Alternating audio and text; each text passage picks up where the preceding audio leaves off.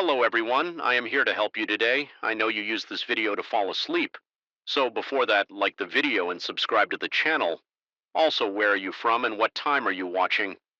Now get comfortable and relax. The whisper of my name floated through the static like a fish through murky water. At first I thought I'd imagined it just another trick of my exhausted mind after 14 hours at the office, but then it came again, clearer this time. Sliding beneath the music in my wireless earbuds, a voice that knew exactly how to pronounce each syllable of my name, and it was getting closer. Night unning had become my salvation. 6 months ago, after my promotion to senior project manager at Meridian Tech, the pressure had nearly crushed me. The endless meetings, the impossible deadlines, the constant emails, even during weekends, all of it threatened to consume what little remained of my personal life. My doctor had been blunt: find a stress outlet or prepare for a heart attack before 40. So I started running, and the quiet suburban streets after 10 p.m. became my sanctuary. The route was always the same: down Oak Ridge Drive past the abandoned community center through Westfield Park and back home 3 miles of solitude, with nothing but my playlist to keep me company.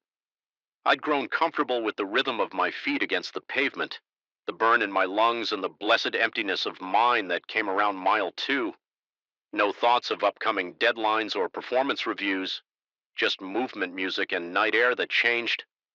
On the third Tuesday of October, the temperature had dropped unexpectedly that evening, leaving a fine mist clinging to the streetlights.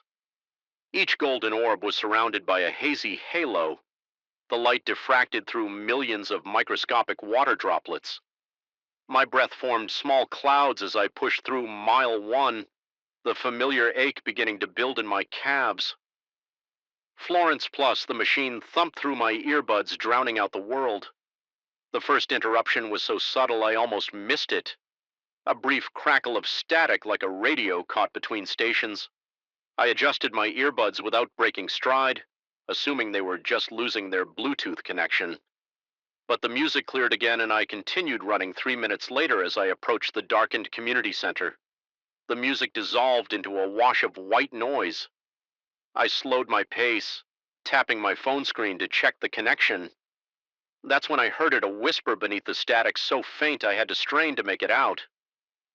Michael, my name, spoken with an unsettling familiarity.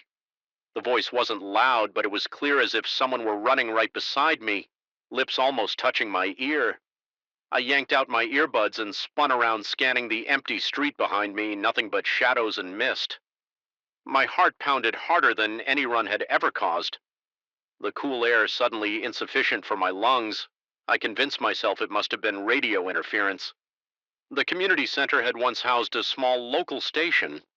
Perhaps some equipment was still active, randomly broadcasting on frequencies that my wireless earbuds could pick up. A rational explanation, I replaced the earbuds and switched from streaming music to the downloaded playlist on my phone, eliminating any possibility of picking up external signals. The music returned and I resumed running, though at a faster pace than before. The familiar bass line of a Radiohead track helped steady my nerves as I approached the entrance to Westfield Park. The park was poorly lit by design, a concession to the Homeowners Association's concerns about light pollution. With only every third lamppost illuminated, I'd grown accustomed to navigating the winding path by memory and the dim pools of light. I was halfway through the park when the music dissolved again, replaced this time not by static but by immediate silence. Then the voice returned, no longer a whisper but a clear, measured tone. "Michael, I've been watching you run." The words sent ice water through my veins. I stopped dead in my tracks, my legs suddenly heavy as concrete. Again, I removed my earbuds, this time holding them in my open palm. The tiny speakers emitted no sound that I could detect in the open air. I closed all apps on my phone, even restarted it. When I cautiously replaced one earbud, there was nothing but silence. Relief washed over me, but it was short-lived as I started jogging again, trying to convince myself it had been a glitch. The voice returned this time without any electronic mediation. "Michael, don't you recognize me?"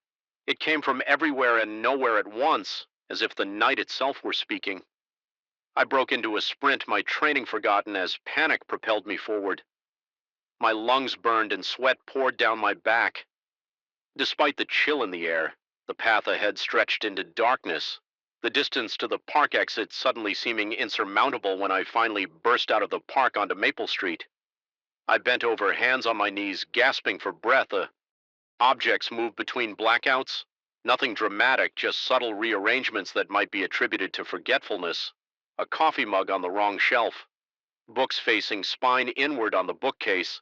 My motorcycle keys in the refrigerator, and always the cap with its growing stain prominently displayed wherever I returned to consciousness on the kitchen counter, the bathroom sink, once directly in the center of my pillow. No matter how many times I buried it at the bottom of the trash or stuffed it into distant corners of closets.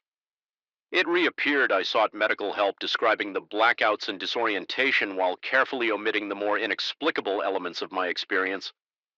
The doctor ordered tests and MRI blood work, neurological examinations, but found nothing physically wrong. He suggested the accident might have caused a mild traumatic brain injury too subtle to appear on scans, and prescribed rest and follow-up appointments. The medication he gave me for anxiety did nothing to stop the blackouts or the dreams. My research into the area where the accident occurred yielded little of use. The vacant lot had once been a small factory producing machine parts demolished in the 1970s after a fire. Nothing in its history suggested tragedy or violence.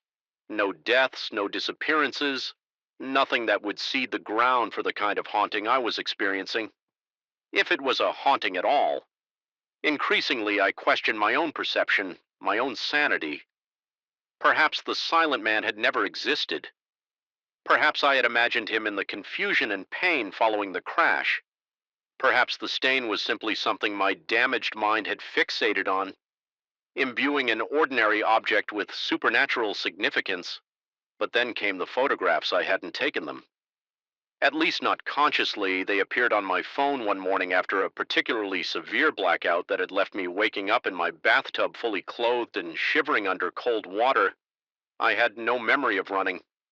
The images showed my empty apartment from various angles, as if someone had methodically documented every room except in each photo.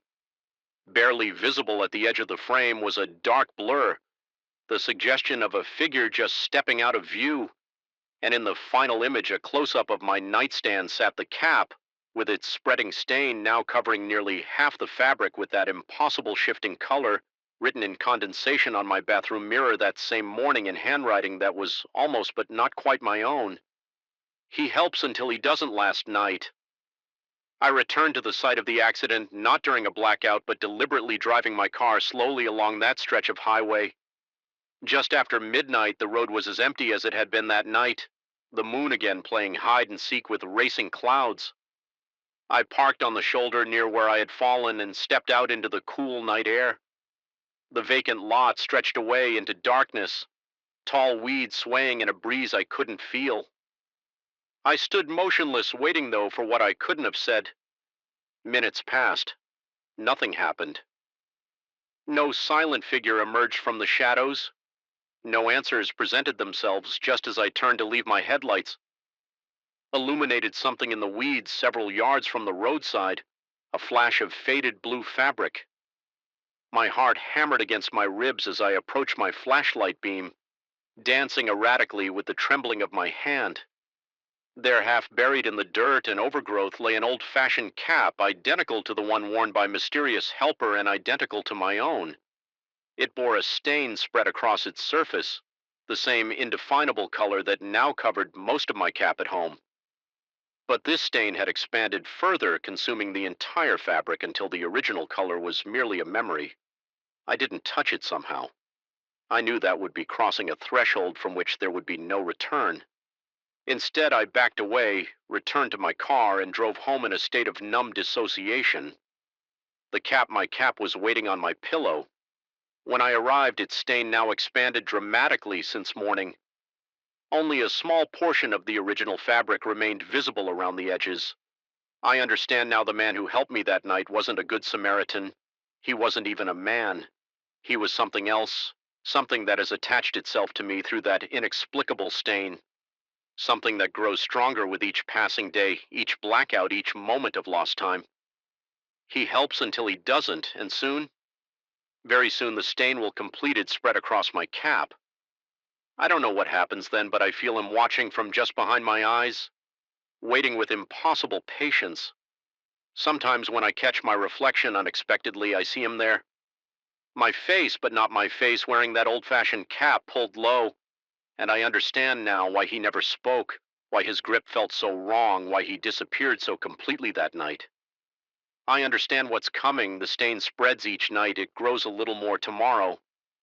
I think it will be complete. The shadows in this building don't behave like normal shadows. They stretch when they shouldn't contract, when the light demands expansion. And sometimes I swear they move independently of their owners. I noticed this on my third day working here, but dismissed it as sleep deprivation or the quirks of outdated fluorescent lighting. Now, 3 months into my new position at Meridian Consulting, I understand these aberrations were warnings.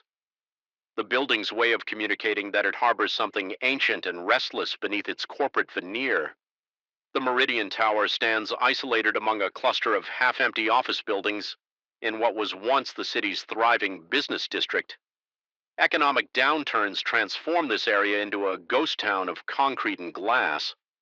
My relocation here came with a substantial salary increase, enough to overcome my initial hesitation about the commute to this desolate zone. The building itself is an architectural relic from the 1970s, 16 floors of brutalist design, with narrow windows and a facade of weathered concrete that appears almost porous in certain lights, as if the building itself were breathing. My department occupies the 8th floor. By department, I mean myself and 3 colleagues who I rarely see. The company operates on a flexible schedule system, and most employees choose to work remotely. I prefer the structure of an office environment.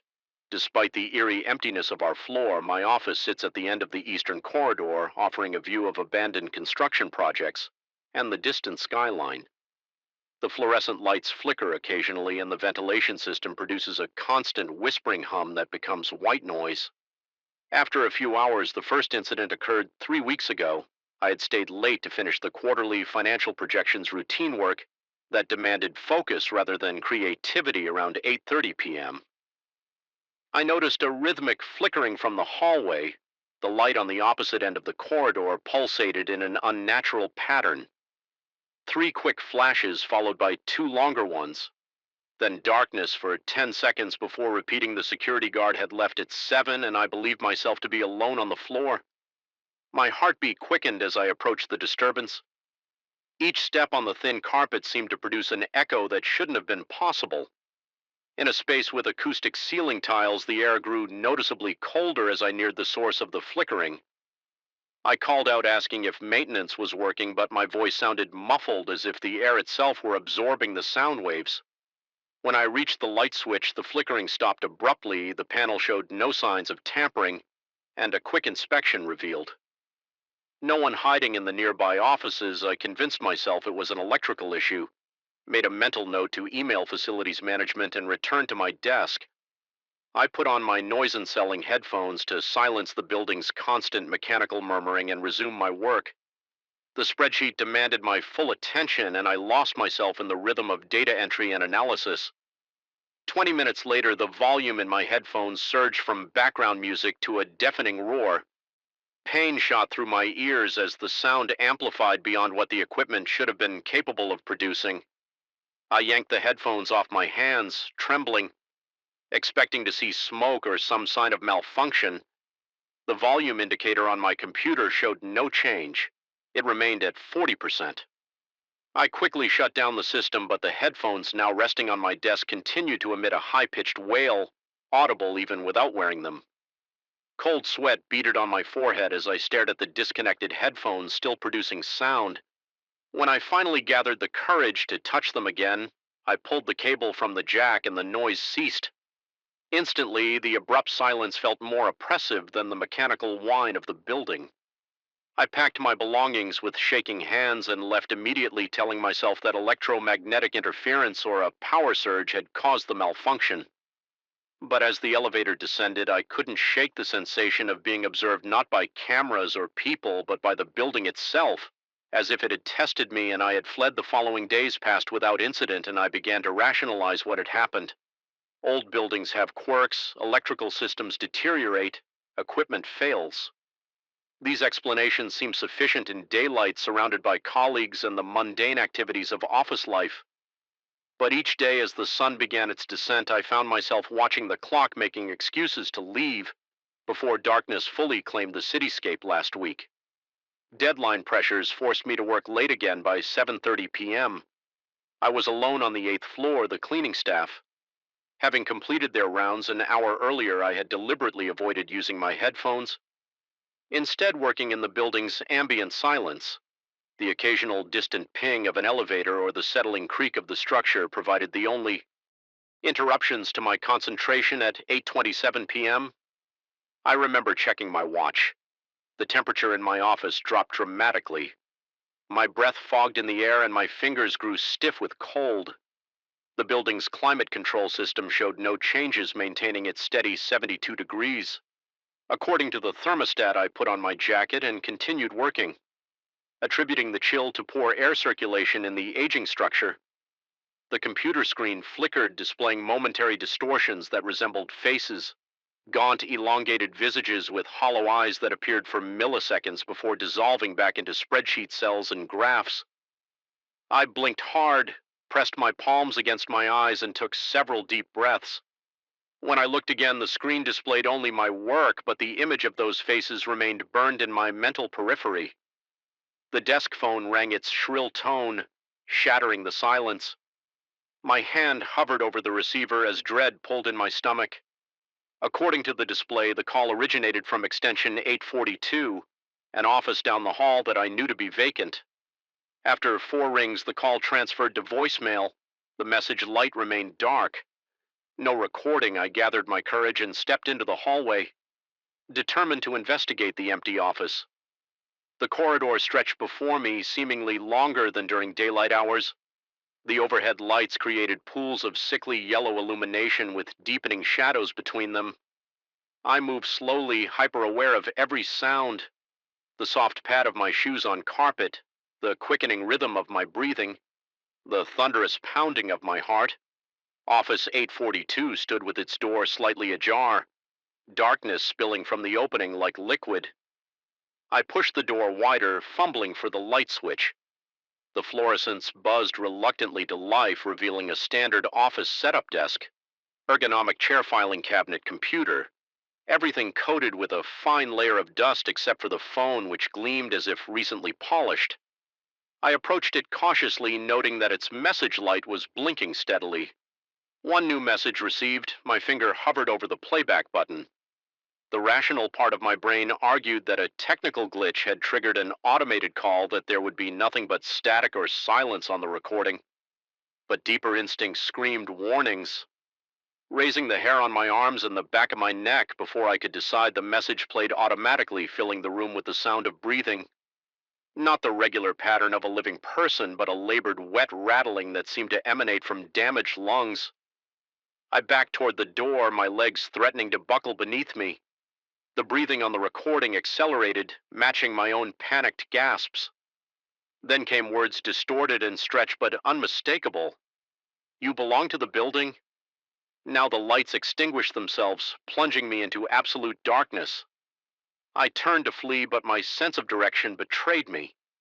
The doorway had vanished, or perhaps I had become disoriented in my panic. My outstretched hands encountered only wall where the exit should have been. I moved laterally, fingers scrabbling against the surface, searching desperately for the frame of the door. The breathing from the recording continued, now seeming to come from directly behind me rather than the phone. A cold pressure settled between my shoulder blades, like a hand made of ice pressing through my jacket and shirt to touch my skin. My muscles locked in terror as it trailed upward to the nape of my neck. The building's fire alarm activated without warning, the strobe effect of emergency lights revealing the room in fractured freeze frames. The exit appeared before me, and I lunged through it, stumbling into the hallway where other alarms blared in synchronized chaos. Employees from the few occupied offices emerged, looking confused and irritated by the disruption, None showed signs of having experienced anything unusual beyond the inconvenience of an evacuation outside standing amid a scattered group of annoyed coworkers in the building's plaza. I gazed up at the 8th floor in the window of office 8 to 42. A silhouette stood watching a figure composed more of absence than substance, a void in human shape that seemed to absorb the emergency lights rather than reflect them. I called in sick the following day and the day after. When I finally returned, I requested an office reassignment, citing poor ventilation affecting my asthma. My manager seemed understanding, even mentioning that my predecessor had made similar complaints. The company relocated me to the 6th floor in a corner office with windows on two sides and better lighting. The space feels safer, more exposed to natural light and the activities of colleagues. But sometimes in the reflection of my monitor when the screen dims, I see that office on the 8th floor. And sometimes when I work past sunset, I hear the elevator stop on 8. Although I've pressed 6, the door's opening to reveal an empty corridor illuminated by pulsating light 3, quick flashes, two longer ones, then darkness. Yesterday, my new headphones arrived. Wireless models that connect via Bluetooth rather than cables. I wore them during my commute this morning and they performed flawlessly. But now as twilight gathers outside my window, I notice the battery indicator dropping rapidly despite being fully charged an hour ago. And though I've set the volume at a comfortable level, the sound seems to be intensifying incrementally. With each passing minute, the building knows I'm still here and night is falling. The human mind is remarkably adept at rationalization. We explain away the inexplicable, dismiss the impossible, and rewrite our memories to maintain sanity.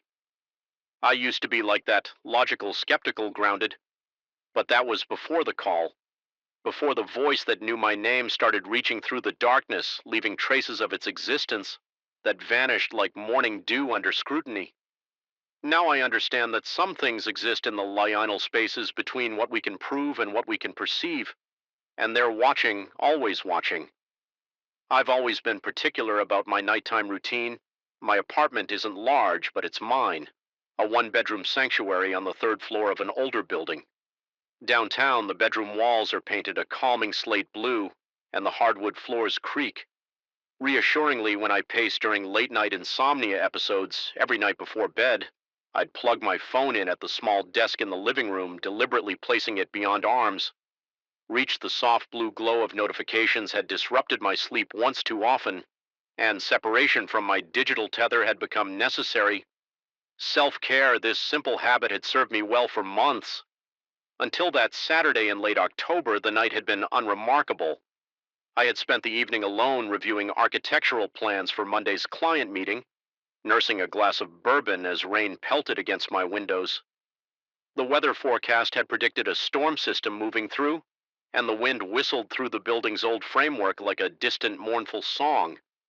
I remember checking my phone one last time around midnight. No messages, no missed calls, battery at 38%. I plugged it in at my desk, switched off the lights, and settled into bed, falling asleep to the rhythm of rain against glass. The ringing jolted me awake at first. I wasn't sure what I was hearing. My mind was thick with sleep, my thoughts sluggish and confused. The soft blue glow of my digital clock read 3:17 a.m. The ringing continued, muffled and distant as though coming from underwater or behind a wall. It took several seconds for my brain to process that it was my phone and several more to realize it shouldn't be ringing. At this hour, I stumbled out of bed disoriented, my bare feet cold against the hardwood floor. The apartment was pitch black except for a sliver of streetlight filtering through my bedroom curtains, casting long shadows that seemed to move with each flash of lightning outside. The ringing continued as I made my way toward the living room, my hand trailing along the wall for guidance. Something felt wrong. The ringing didn't sound right. It was my ringtone. Yes, but distorted somehow as if playing through damaged speakers or from beneath a heavy blanket. The sound seemed to shift direction as I moved, first coming from the desk where I'd left my phone, then seemingly from behind me. Then from the kitchen, I blamed my sleep brain and the acoustics of my apartment. But a cold sweat had begun to beat on my forehead. Despite the autumn chill, when I finally reached my desk, the phone screen illuminated a small circle of the room, casting harsh shadows across my architectural drawings. The caller ID displayed an unfamiliar number with my area code. The time on the screen confirmed it was 3:18 a.m. No one calls at this hour with good news. I hesitated, watching it ring 3 more times before finally answering with a cautious, "Hello." Silence greeted me, but not complete silence. There was a soft, staticky hiss, the sound of an open line without a speaker. I repeated my hello louder this time, my voice sounding foreign and tense in the darkened room. Nothing, just that persistent, gentle static, like the sound of distant rainfall or someone breathing very softly into the receiver. I waited, listening to the nothingness for nearly a minute before deciding it must be a misdial or a system error.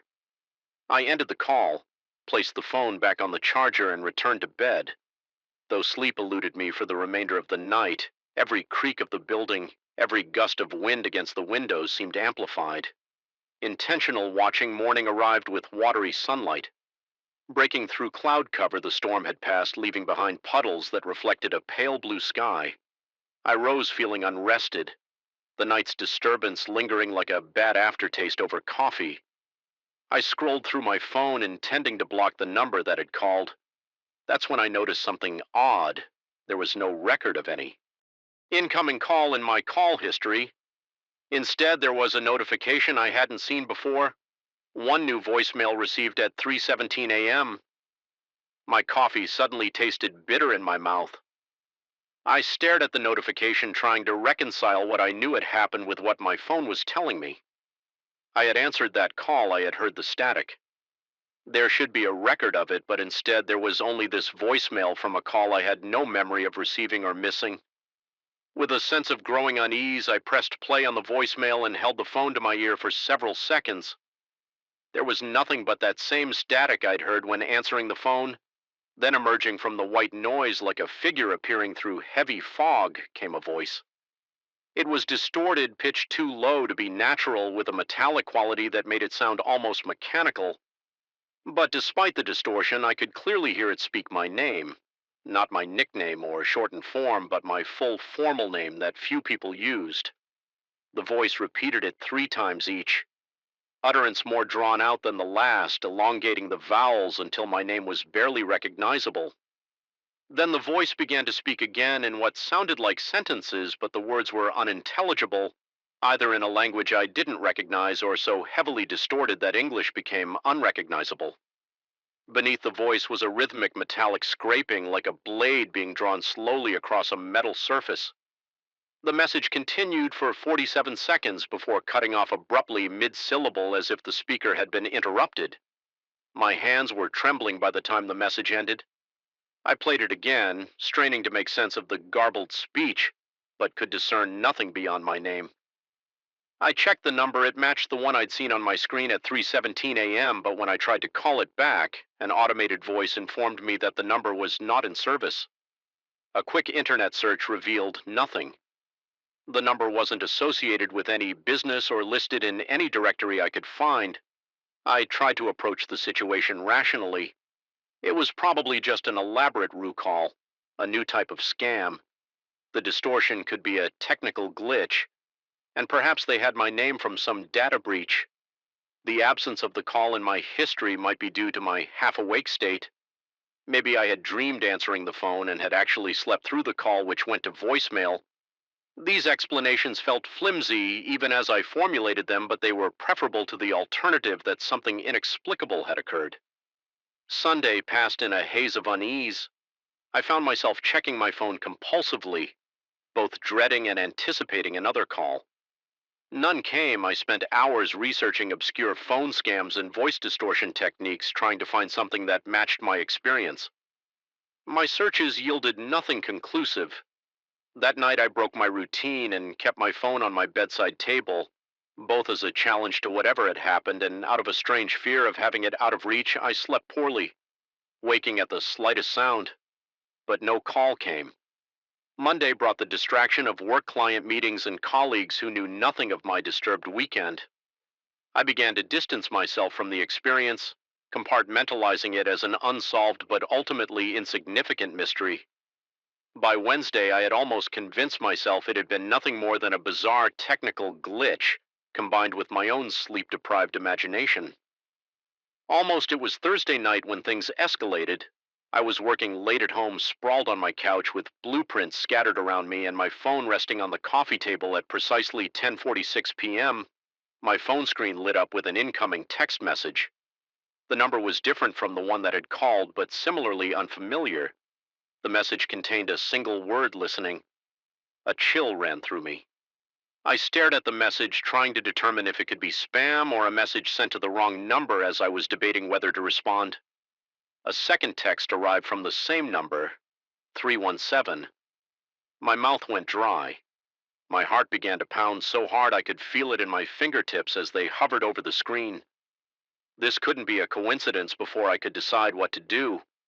A third message appeared soon. I immediately tried to call the number back. It rang once before connecting to nothing. No voicemail, no automated message, just that same staticky silence. I had heard on Sunday morning. I hung up and blocked the number, then sat in my suddenly too quiet apartment. Listening to the sound of my own rapid breathing sleep was impossible that night. I sat in my living room with all the lights on, jumping at every sound from the street below or the neighboring apartments around 2:30 a.m. I noticed my phone's battery was getting low despite having been charged all evening as I watched the battery percentage drop rapidly from 42% to 36% to 29%, as if something was actively draining it. I plugged it in, but the battery continued to deplete despite being connected to power by 3:08 a.m. It was down to 17% at 3:16 a.m. My fully charged wireless earbuds, which were sitting in their case on the coffee table, suddenly connected to my phone without me touching them. The notification appeared on my screen: AirPods connected. A second later, my phone screen went completely black, despite still being plugged in my throat, constricted with panic. The room suddenly felt 20 degrees colder. I could see my breath forming small clouds in front of my face. Though it was a mild autumn night and my heating was functioning normally, the hair on my arm stood on end and a sensation like static electricity prickled across my skin at exactly 3:17 a.m. A voice came through my connected earbuds. It was the same distorted metallic voice from the voicemail, but clearer now, as if whoever or whatever was speaking had moved closer to the microphone. It spoke my name again, followed by an address. My address, then it described in precise detail where I was sitting in my apartment. At that very moment, what I was wearing and the expression on my face, I ripped the earbuds out. My hands shaking violently, but the voice continued, now coming directly from my phone's speakers.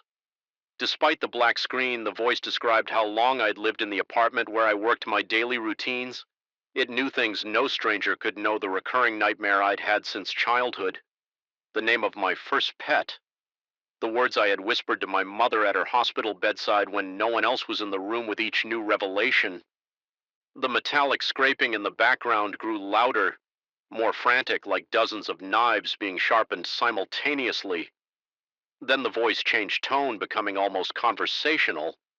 Despite its inhuman quality, it told me it had been watching me for a long time, always listening, always present in the background of my life. It said it had finally found a way to reach through to make contact. It said this was only the beginning at 3:23 a.m. My phone screen suddenly illuminated again, showing dozens of rapid-fire incoming text messages, all from different numbers, all containing the same phrase repeated over and over. See you soon. I didn't wait to see what would happen next. I grabbed my car keys and fled the apartment, driving aimlessly through empty streets until sunrise. When I returned cautiously, everything was normal. My phone functioned perfectly with no evidence of the texts, the call, or the battery drain. The only lingering evidence was the original voicemail still saved in my inbox and my own fractured sense of reality. That was 2 weeks ago. I've since changed my phone number, my email addresses, even my apartment.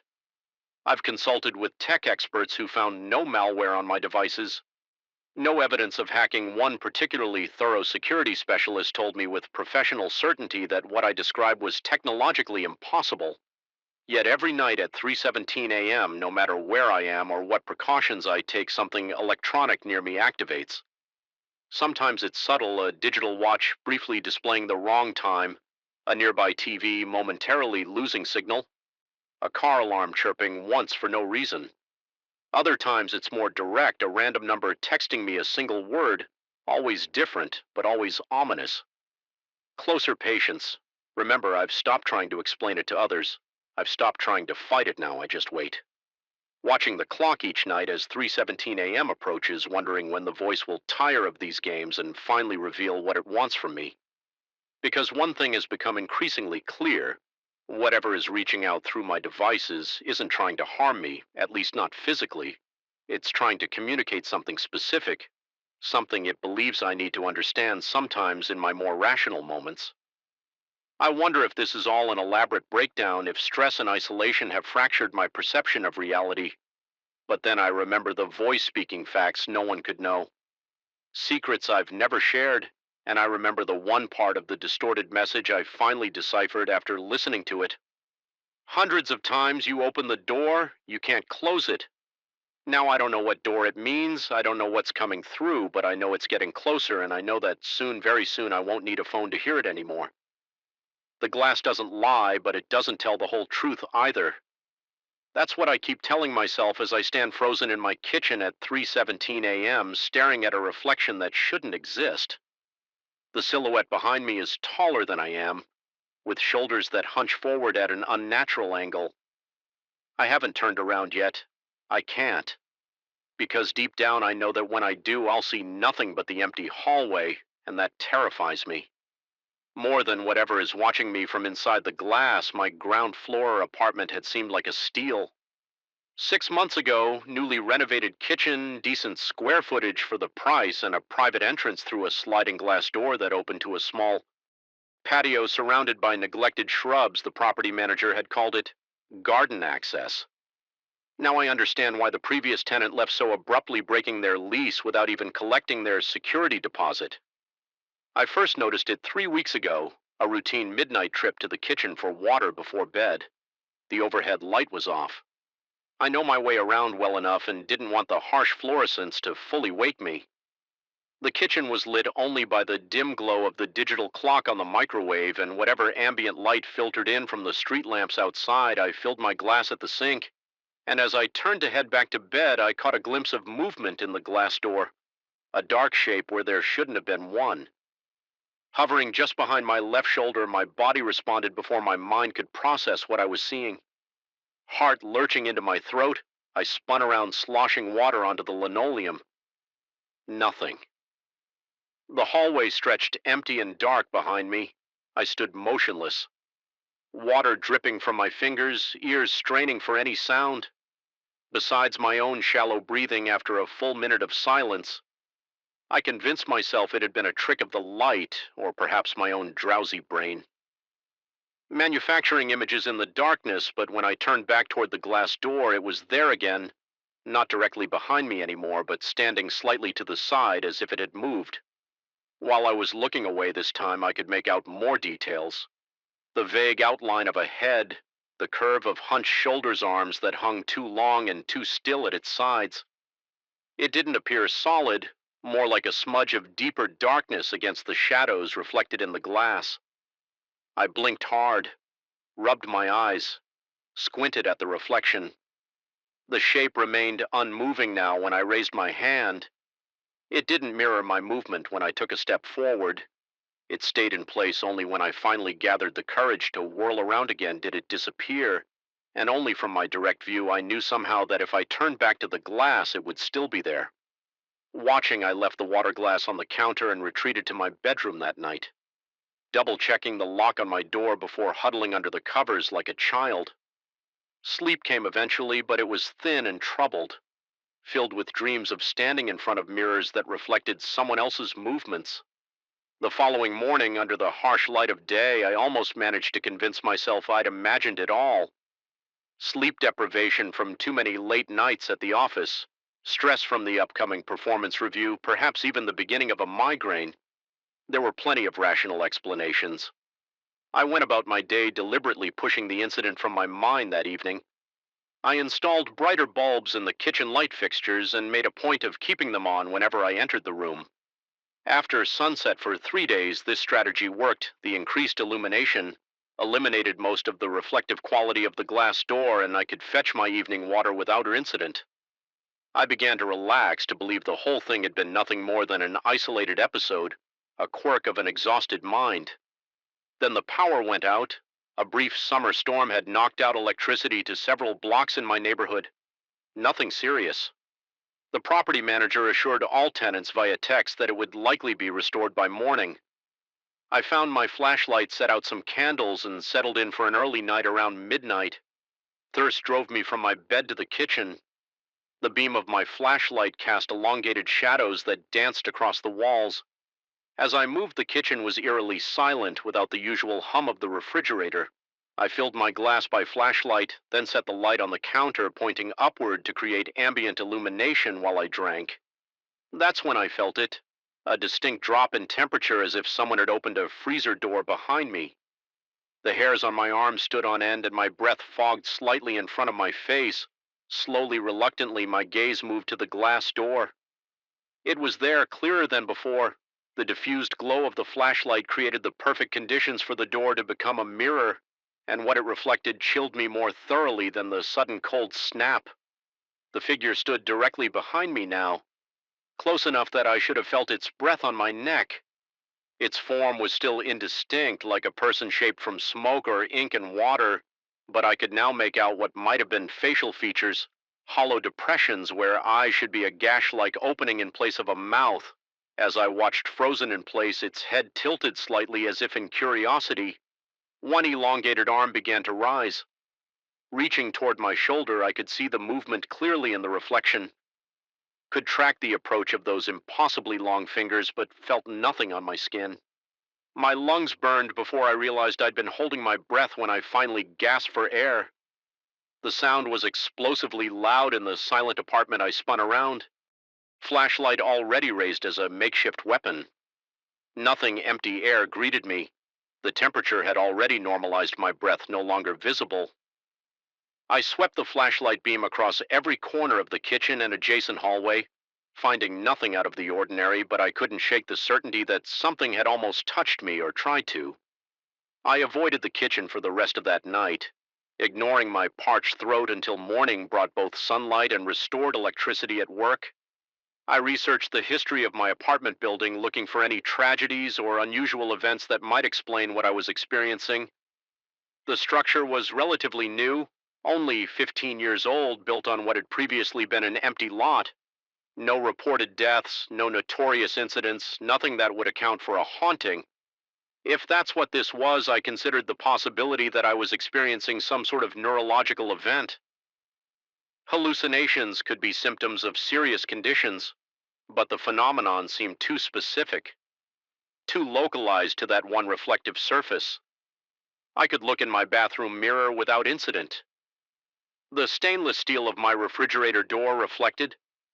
Normally, it was only the glass patio door that showed me things that shouldn't be there that night. I conducted an experiment. I set up my phone to record video of the kitchen. While I stood in front of the glass door, the resulting footage showed only me alone staring tensely at my reflection. But I had seen it again just as clearly as before, the dark figure standing behind me this time, with what looked like one hand raised to its distorted mouth as if signaling for silence. After a week of increasing encounters, I developed a system. Kitchen lights always on at night, quick in and out. No lingering, never looked directly at the glass door. If it could be avoided, I rearranged my furniture so I could approach the sink from an angle that minimized exposure to the reflection. When I absolutely had to face that direction, I kept my eyes unfocused, looking through rather than at the glass. But avoidance strategies can only work for so long. The figure grew bolder, appearing earlier in the evening, remaining visible even with the lights on. Though more transparent, sometimes I'd catch glimpses of it from the corner of my eye while cooking dinner. Other times I'd feel that distinctive temperature drop while sitting on my couch, only to look up and see it watching me from the reflection in the TV screen when it was turned off last night. Things escalated. I woke suddenly at 2 a.m. my mouth desert dry heart pounding from a nightmare. I couldn't remember the need for water was overwhelming. I stumbled to the kitchen, flicked on the light, and froze. The glass door was covered in condensation from the inside as if someone had been breathing on it. In the foggy surface, a finger had traced 3 words, "Not your reflection." My rational mind scrambled for explanations, temperature differences between inside and outside condensation patterns forming coincidental shapes, my own subconscious interpreting random marks as words. But I knew what I had seen before. I could think better of it. I approached the door and wiped my hand across the glass, erasing the message. The surface was bone dry. I backed away, bumping into the kitchen counter. Hard enough to send a mug crashing to the floor. The sound shattered the midnight silence, and in that moment of distraction, I glanced at the glass door again. The figure was there, more substantial than ever before, no longer just a silhouette. It now had definition. The suggestion of clothing, a face still shrouded in shadow, but unmistakably turned toward me. Worst of all, it was no longer mimicking my position. While I stood pressed against the counter, it was moving toward the glass from the other side, one hand raised, fingertips pressing against the barrier between us. I watched, paralyzed, as frost began to form around those points of contact, delicate crystalline patterns spreading outward across the glass. The temperature in the kitchen plummeted so rapidly that I heard the distinct ping of glassware contracting in the cabinets. My exhaled breath billowed in front of me like smoke. Something in me finally broke. I lunged for the light switch, plunging the kitchen into darkness, then stumbled blindly back to my bedroom, slamming and locking the door behind me. I huddled under my blankets until dawn, listening to the soft rhythmic tapping that seemed to travel from the kitchen down the hall to stop just outside my bedroom door. This morning I called in sick to work and contacted a real estate agent. I told her I needed to sublet my apartment immediately, making up a story about a job opportunity in another state. She asked about the lease termination fees. I told her they didn't matter. Tonight is my last night here. The new tenant moves in tomorrow afternoon. I didn't tell her about the glass door or what I've seen in it. Perhaps it's something specific to me, some projection of my own.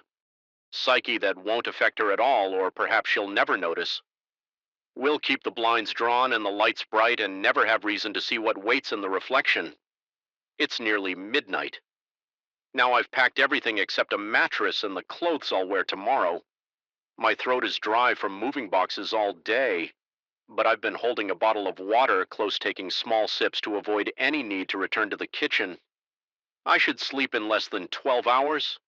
This will all be behind me, but there's a part of me that needs to know a part that won't let me leave without understanding what has been watching me all these weeks.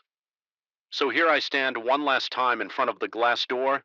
The kitchen lights are off.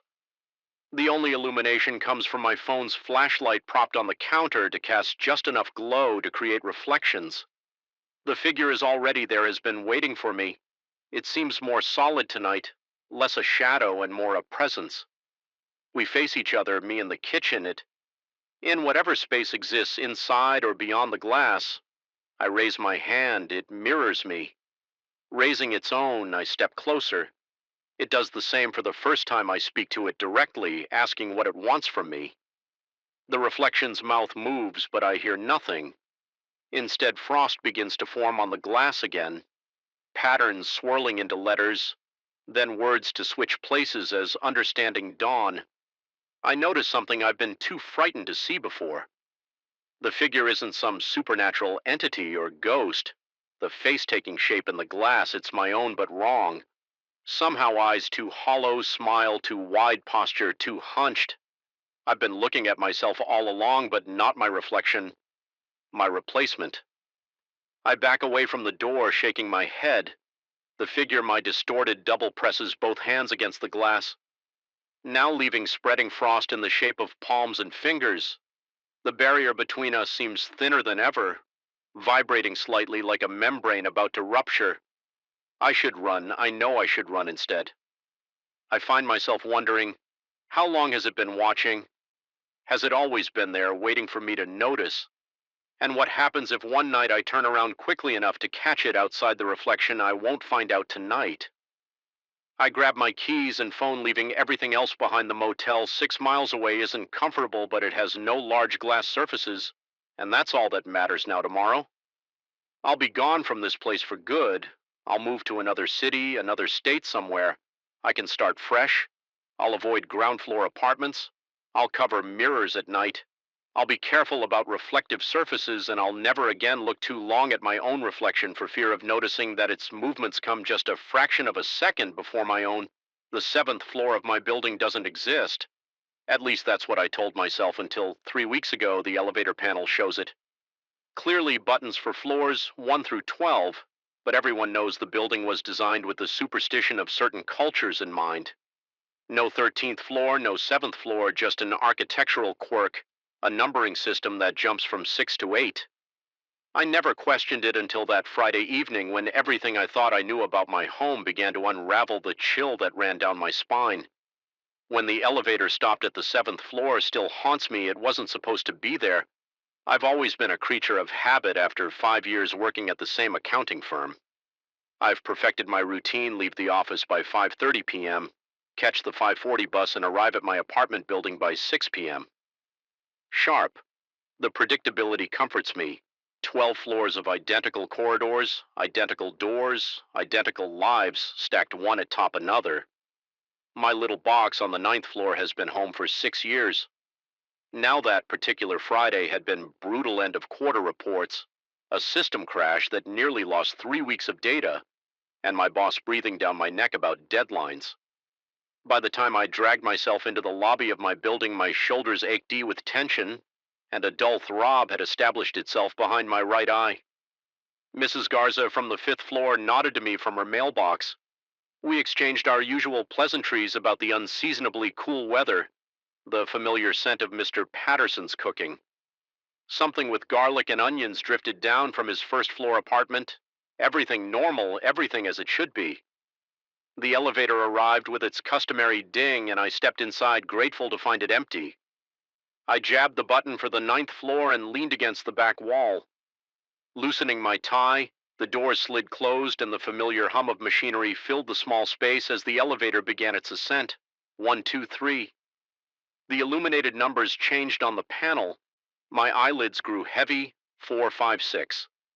The elevator slowed unexpectedly. The sudden deceleration made my stomach lurch. I opened my eyes just as the display changed to 7, 7. A cold sweat broke out across my forehead. There was no 7th floor. Everyone knew that. Management had even sent out a memo when I first moved in, explaining the numbering system, cultural considerations resulting in the omission of certain floors. Yet here I was, stopping at a floor that shouldn't exist. The doors slid open with painful slowness. Beyond them lay a corridor identical to mine, yet fundamentally wrong. The hallway stretched into darkness, the overhead lights either burnt out or never installed. Only the faint red glow of an exit sign at the far end provided any illumination. Casting the corridor in a bloody hue, the air that rushed in felt wrong, stale, and unnaturally cold, carrying a faint scent. I couldn't identify. Something ancient and musty, like old books left too long in a damp basement. My heart hammered against my ribs. I jabbed the close door button repeatedly, my finger becoming more frantic with each press. Nothing happened. The doors remained stubbornly open, as if inviting me to step out into that impossible hallway. That's when I heard them, footsteps slow and deliberate, coming from somewhere down the darkened corridor. The sound echoed oddly, as if the space were much larger than it appeared. I pressed myself against the back wall of the elevator, my mouth dry as sand. The footsteps grew closer, yet I could see nothing moving in the shadows. My rational mind grasped for explanations: a maintenance worker, another resident, a security guard making rounds. But why would anyone be on a floor that didn't exist? A blast of frigid air swept into the elevator, bringing with it that musty smell. Now stronger, my teeth began to chatter, partly from cold, partly from fear. The footsteps stopped directly in front of the elevator doors. I couldn't see anyone there, just the empty threshold between elevator and corridor. Yet I felt a presence, a weight in the air, a pressure against my skin. Something was standing there, watching me. My breath came in short, painful gasps. A high-pitched ringing filled my ears. My vision began to narrow, darkness creeping in at the edges. I was going to pass out part of me. Welcomed it with a final desperate lunge. I slammed my palm against the control panel, striking every button. At once the elevator chimed in protest, but the doors finally mercifully began to close as the gap narrowed. I felt something brush past me, a cold current of air, or perhaps something more substantial. The hairs on my arms and neck stood on end for a fraction of a second. I thought I caught a whiff of cologne, old-fashioned and heavy with spice, mingling with that musty odor. Then the doors sealed shut and the elevator lurched upward. I collapsed against the wall, my legs suddenly unable to support my weight, sweat soaked through my shirt. Despite the lingering chill, the overhead light flickered once, twice, then stabilized as the elevator continued its journey when the display showed 9. I bolted out the moment the doors opened wide enough to squeeze through. Standing in the familiar well-lit corridor of my floor, I gulped down air that tasted normal, smelled normal as I fumbled with my keys at my apartment door. I glanced back just in time to see the elevator doors closing. The digital display above the elevator showed it was descending to the 7th floor. Sleep eluded me that night. I lay awake dissecting what had happened, searching for rational explanations. Perhaps the building's numbering system was just for show, a marketing gimmick to appeal to superstitious buyers. While the actual floor still existed, maybe I had misread the display, hallucinating a 7 where there was actually a 6 or an 8. I decided to ask my neighbor, Mrs. Chen, about it. The next morning, she'd lived in the building since it was constructed. When I casually mentioned the 7th floor, her expression changed. Subtle but unmistakable, a tightening around the eyes, a slight pursing of the lips. She asked why I wanted to know. Her tone remained pleasant, but something in her voice made me backpedal. I laughed it off, saying I was just curious about the building's design. She nodded and mumbled something about architectural superstitions before hurriedly excusing herself. Her reaction only deepened my unease that weekend. I took the stairs everywhere, 12 flights up and down, left my legs burning. But the alternative, facing that elevator again, was unthinkable by Monday morning. However, I couldn't avoid it any longer, late for work. After a nearly sleepless night, I stood before the elevator, my palm hovering over the call button just as I was about to press it. Mr. Abernathy from the 12th floor joined me in the lobby. His presence bolstered my courage, safety in numbers. I told myself the elevator arrived. We both got in, and I pressed 9 while he selected 12. The ride was uneventful for the next week. I timed my comings and goings to coincide with other residents. Never alone in the elevator, never vulnerable. The incident began to lose its sharp edges in my memory, softening into something that could have been a stress-induced hallucination. Long hours, exhaustion, an overactive imagination. That residential area was well lit with porch lights and street lamps, creating pools of comforting yellow light. Several houses still had windows, illuminated signs of normal life continuing undisturbed. I glanced back at the park entrance, half expecting to see someone or something emerging from the shadows, but there was only darkness and the gentle sway of tree branches in the night breeze. I walked the remaining distance home, my muscles tight with readiness to run again if necessary. The streets were empty except for a cat prowling along a garden wall and an occasional car passing by, normal, ordinary. Yet I couldn't shake the feeling of being followed, of being watched by something that knew my name and recognized my habits at home. I double-checked all the locks before heading straight to the shower. The hot water couldn't wash away the memory of that voice, nor the creeping sensation along my spine. When I recalled its words, I examined my earbuds, my phone, even my running app settings. Everything appeared normal. No unexplained connections, no unusual activity. The next morning, I called in sick for the first time in 3 years. Sleep had evaded me most of the night, leaving me staring at the ceiling, analyzing every creak and settling noise in my apartment when exhaustion finally pulled me under around dawn. My dreams were filled with foggy streets and a voice that chased me through endless darks by afternoon. I'd convinced myself that stress had manufactured the entire experience. Auditory hallucinations weren't uncommon in cases of extreme fatigue and anxiety. According to the medical websites I'd been browsing, the human brain, when pushed to its limits, could create remarkably convincing sensory experiences. This explanation provided temporary comfort, at least until the sun began to set as darkness fell. I found myself checking and rechecking the locks, drawing all the blinds, and even placing a chair against my bedroom door, behaviors I would have dismissed as paranoid just a day earlier. I knew I wouldn't be running that night. 3 days passed before I attempted running again, and I made several changes to my routine. I chose a different route, one that kept to well-lit main streets I left earlier while the last traces of sunset still colored the western sky. Most importantly, I ran without earbuds, allowing the ambient sounds of the neighborhood to surround me. The run felt good, therapeutic. Even my confidence returned with each stride, and I mentally rehearsed what I would tell my therapist about the incident: a temporary stress-induced hallucination. Nothing more on day 5. I returned to my original route, though still without earbuds and still before complete darkness. As I passed the community center, I felt a twinge of unease, but pushed through it. The park, however, presented a greater challenge standing at its entrance. I hesitated, staring down the winding path with its inadequate lighting. Several moments passed before I forced myself to enter, maintaining a brisk pace and focusing on my breathing. I was nearing the halfway point when I noticed how unusually quiet the park had become. No distant traffic sounds, no rustle of leaves in the breeze, no night birds, just the sound of my footfalls and breathing. Then, as if triggered by this realization, a familiar sensation crept over me, the feeling of being watched. I accelerated my pace, refusing to look over my shoulder, refusing to acknowledge the prickle of fear crawling up my neck. The path curved ahead, temporarily obscuring the next section from view as I rounded the bend. I collided with something solid that hadn't been there seconds before.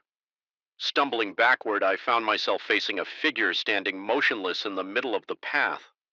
The dim lamplight revealed a man of average height, wearing running clothes similar to my own.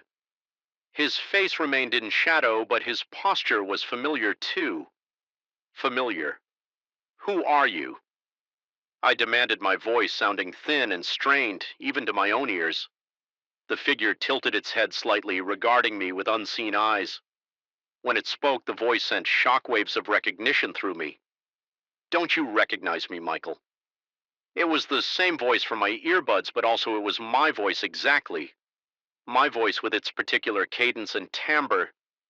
The figure stepped forward into the pool of lamplight, and I felt the ground tilt beneath me. The face was mine, every feature, every line. The 3-day stubble I hadn't had time to shave, all perfectly reproduced. But the eyes were wrong. They reflected the lamplight in a way human eyes shouldn't. With an amber glow like an animal caught in headlights, I stumbled backward, unable to process what I was seeing. The doppelganger matched my movement step for step, maintaining our distance. "What do you want?" I managed to ask, though my throat had constricted to the point where speaking was painful. My double smiled, a perfect imitation of my own smile, yet utterly wrong in a way I couldn't articulate. "To run with you, Michael. I've been watching you. Had to be it until last Tuesday. I worked late. Much later than usual by the time I dragged myself home." The lobby was deserted. I stood before the elevator, debating whether to tackle the stairs. Despite my exhaustion, the display showed the elevator was already on its way down from an upper floor. I decided to wait, hoping another resident might join me. No one came when the doors opened to an empty car. I hesitated for just a moment before stepping inside. I needed sleep more than I needed to indulge this paranoia. The ride began normally enough. 1, 2, 3. My muscles gradually relaxed as the elevator passed each floor without incident. 4, 5, 6. My phone chimed with a text message. As I reached into my pocket, the elevator lurched violently, throwing me against the wall. The lights flickered and for one terrifying moment went out completely before resuming at half their normal brightness. The display read 7. My heart nearly stopped. Not again. I lunged for the control panel, but before I could reach it, the elevator came to a smooth halt. The door slid open. The 7th floor corridor appeared different. This time illuminated for one thing, though the light was sickly and uneven, emanating from sconces along the walls. Rather than overhead fixtures, the wallpaper pattern matched the rest of the building, but the colors were wrong, faded, as if exposed to years of sunlight. The carpet beneath the doors showed visible wear patterns, and the doors themselves, they had numbers 7017022703, apartment numbers for a floor that didn't exist. I stood frozen, unable to move, unable even to reach for the close button. My gaze traveled down the hallway, taking in details I'd missed in the darkness. Before the exit sign at the end still glowed red, but now I could see that one of the apartment doors stood slightly ajar. 707, just a crack, but enough to reveal absolute darkness beyond a cold draft seeped from that opening, carrying with it that same musty smell, now identifiable as old paper dust and something metallic like copper pennies or blood. The elevator chimed impatiently somehow. That mundane sound broke my paralysis. I stabbed at the close button. Then at 9, then at every button I could reach, the doors remained open. The chime sounded again, louder this time, almost admonishing from the partially open door of 707. I heard movement, a soft shuffling like slippered feet dragging across carpet. Then came a sound that turned my blood to ice, humming a melody I almost recognized, distorted by the poor acoustics of the hallway.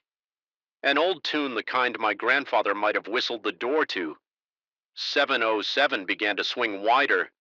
I threw myself at the elevator doors, trying to force them closed with my bare hands. My fingers scrabbled uselessly against the metal. The humming grew louder, closer. Light from the hallway illuminated a pale hand curling around the edge of the door to 707. At that moment, the elevator doors finally responded. Sliding shut with agonizing slowness, I caught a glimpse of something emerging from 707, a shape of figure moving with unnatural, jerky motions toward the elevator.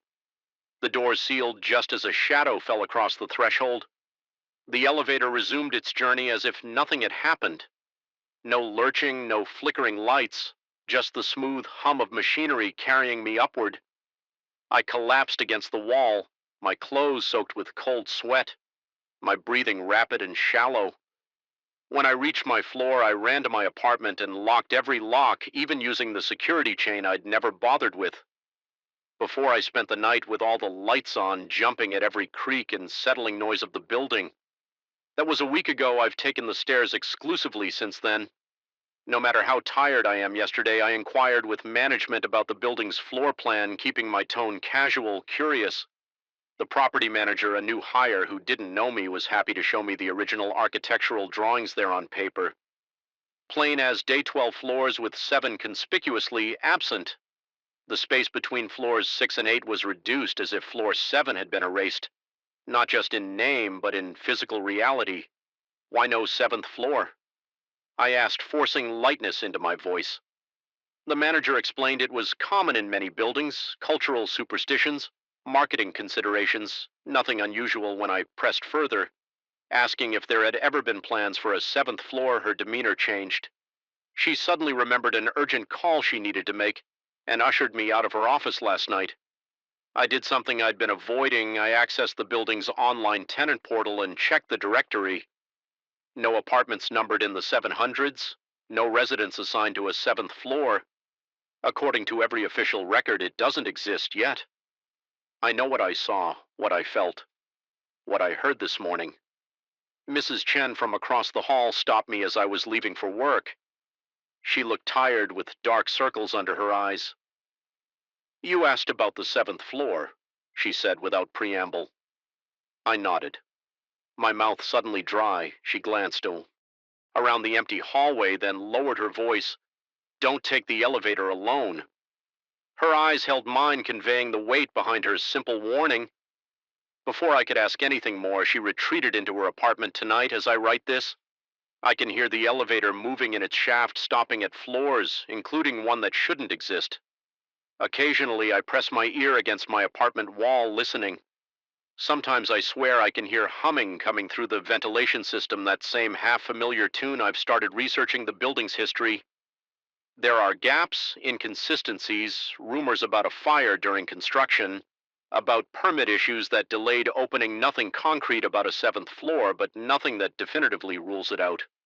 Either tomorrow I plan to visit the city archives to look at older records.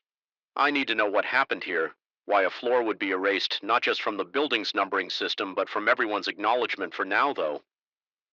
I sit with my back against the wall, listening to the elevator move up and down its shaft, wondering who or what rides it to the floor that doesn't exist.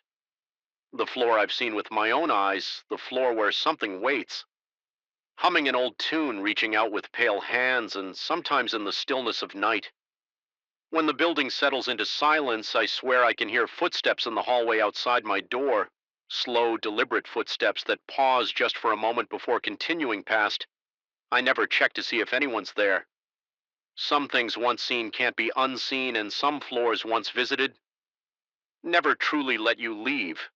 The yellow eyes haunt me. Even when I close mine, they appear in that space between wakefulness and sleep, glowing like twin embers in the darkness. It's been 3 weeks since I first saw the dog at Lake Evergreen, and something fundamental has shifted in my world. The rational part of my brain, the part that pays bills and nods politely at neighbors, insists it was just a stray. But deep down in that primal chamber where instinct resides, I know better. Whatever followed me that night wasn't just a dog. I've always been a creature of routine. After my divorce last year, the nightly walks became my sanctuary. The 3-mile loop around Lake Evergreen offered the perfect combination of exercise and solitude during daylight hours. The path teems with joggers, families, and the occasional tour group admiring our small town's modest attraction. But after 10 p.m., the space transforms. The lamplight creates islands of dim yellow illumination amid vast pools of shadow. The water becomes a black mirror reflecting fractured moonlight. The silence is broken only by the occasional rustle of nocturnal creatures and the rhythmic crunch of my footsteps on gravel that night. 3 weeks ago began like any other. I parked my car in the nearly empty lot, zipped my jacket against the October chill, and set out counterclockwise around the lake. The first lap was uneventful, just me and my thoughts circling like faithful companions.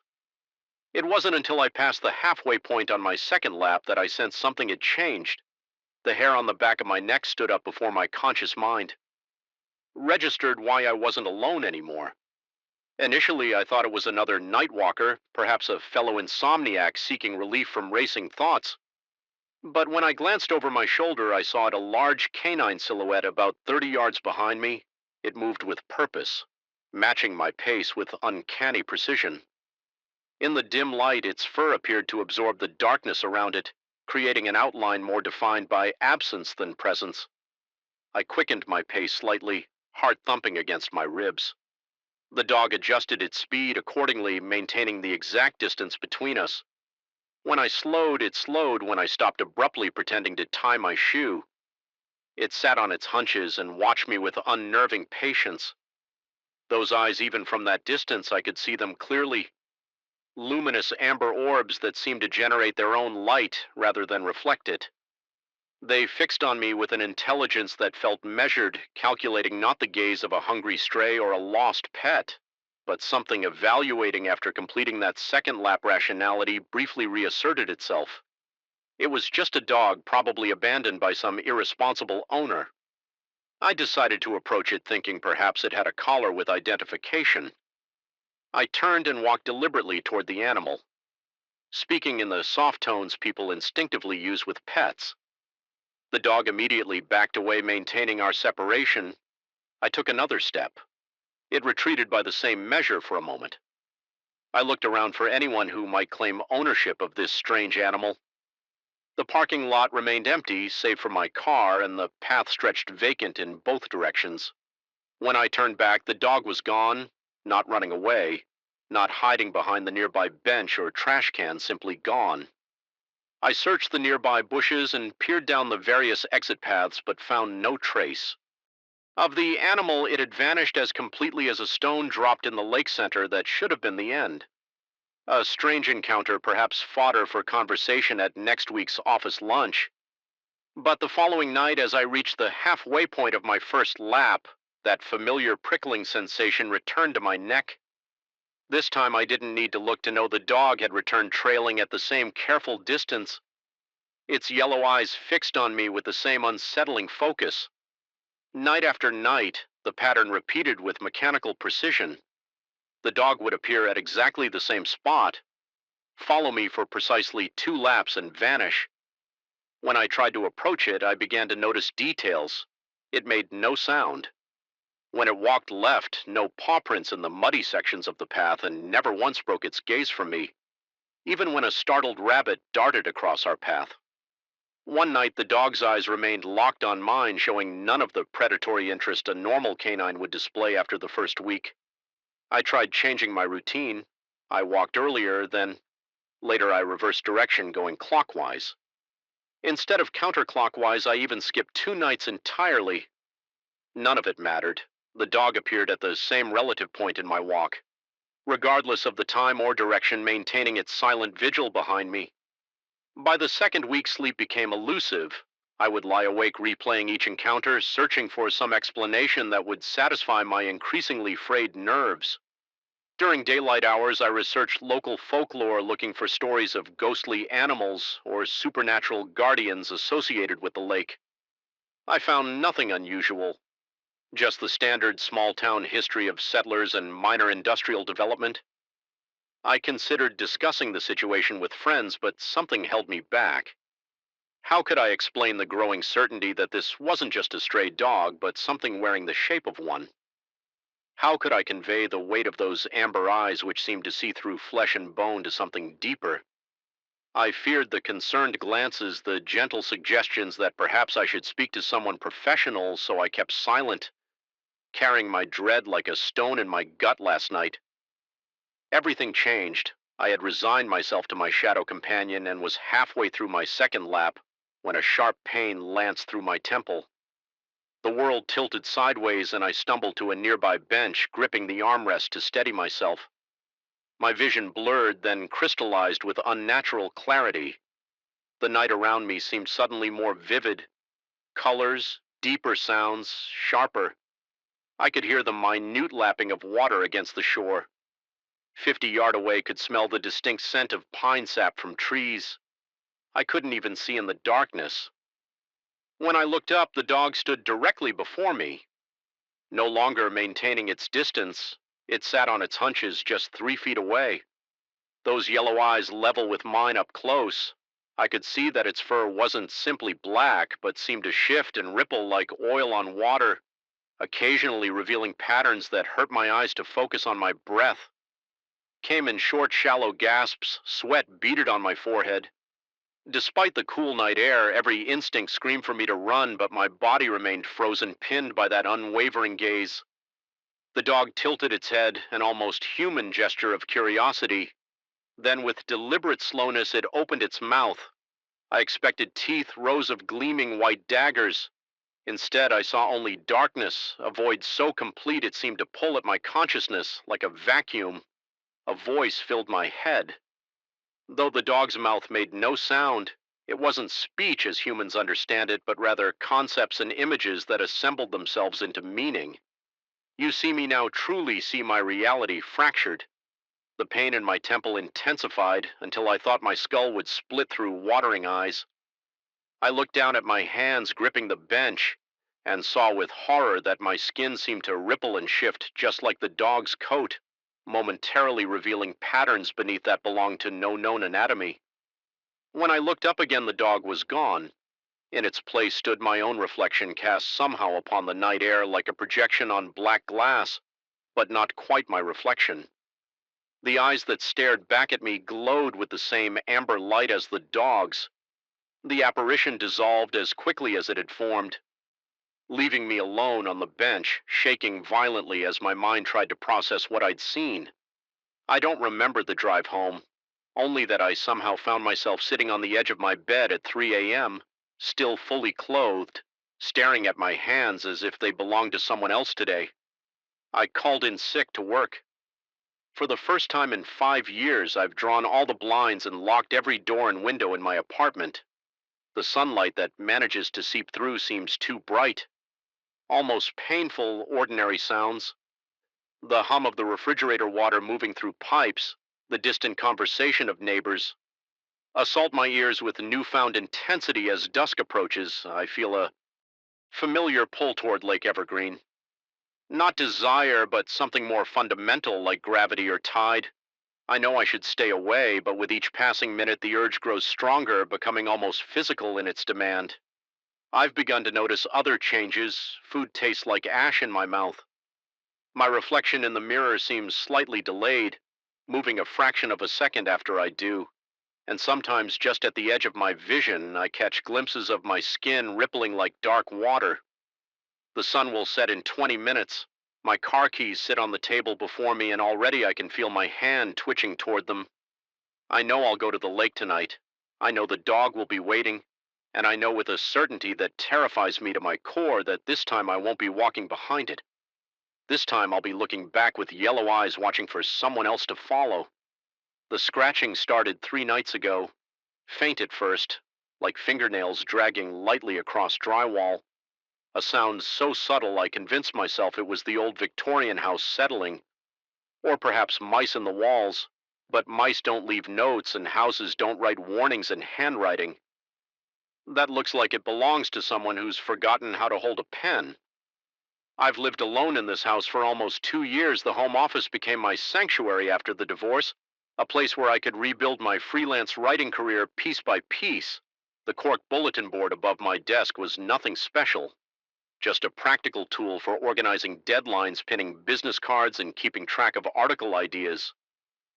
Nothing remarkable until the first note appeared. It was a Tuesday morning when I saw it, a small yellow post-it note stuck among my orderly arrangement of reminders and to-do lists. At first I thought nothing of it, assuming I'd written it myself during a late-night work session and simply forgotten. But when I got close enough to read the scrolled message, "Don't forget about the shadows," an involuntary shiver ran down my spine. The handwriting wasn't mine, not even close. The letters were jagged, pressed deeply into the paper as if written with tremendous force, yet somehow still nearly illegible. I tore it down, immediately crumpled it in my palm. My hand trembled slightly as I tossed it into the wastebasket. A prank, I decided. Someone had been in my house. The realization should have terrified me, but instead I felt a flare of anger. I checked all the doors and windows, locked every one of them. I even examined the door frames and windowsills for signs of forced entry. Nothing the next morning. A new note awaited me. "It's getting late." It read in the same disturbing handwriting. My throat constricted as I stared at it. I live alone. The doors were locked. The security system had been armed all night, yet somehow someone had entered my private space and left this message. I took photos of the note, its positioning on the board, even the pushpin holding it in place. I'm not sure why. Evidence, perhaps, for whom I couldn't exactly go to the police with complaints about cryptic post-it notes. They'd think I was losing my mind sometimes. I wonder if they'd be right that night. I locked the office door before going to bed. I even wedged a chair under the door knob, feeling ridiculous, but desperate for some peace of mind. Sleep came reluctantly, my ears straining to catch any sound of movement in the house. When morning arrived, I approached the office with dread coiling in my stomach like a cold, heavy snake. The chair remained in place. The door was still locked. I used my key with shaking hands, pushed the door open, and felt my heart stutter in my chest. There in the center of the bulletin board was a new note. "I see you when you sleep." My legs nearly gave out. I stumbled to my desk chair and collapsed into it, my breathing shallow and rapid. The room suddenly felt too small, the air too thin. My eyes darted to every corner, searching for some explanation, some sign of how this was happening. The windows were sealed shut. They had been since last winter, when I'd caulked them closed to keep out the draft. There was no other entrance to the room except the door I'd just unlocked. I took the notes to a handwriting analyst, a former police specialist who now ran a private practice downtown. I told him they were for a story I was researching. He studied them through a magnifying glass, his brow furrowed in concentration. "This is unusual," he said. Finally, he explained that the writing showed signs of severe distress or physical impairment, possibly written by someone with neurological damage or under extreme duress. When I asked if all 3 notes were written by the same person, His answer chilled me. Yes, but he hesitated. The most recent one shows deterioration as if the condition is worsening.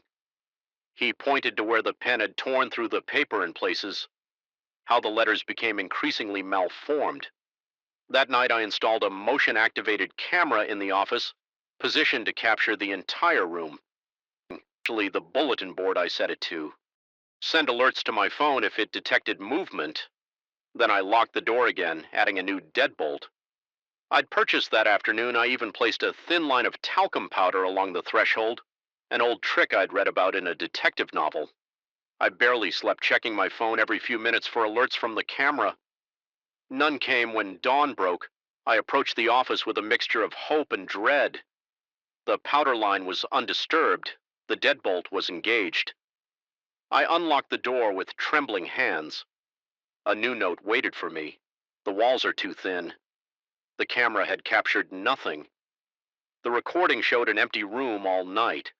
The bulletin board clearly visible one moment.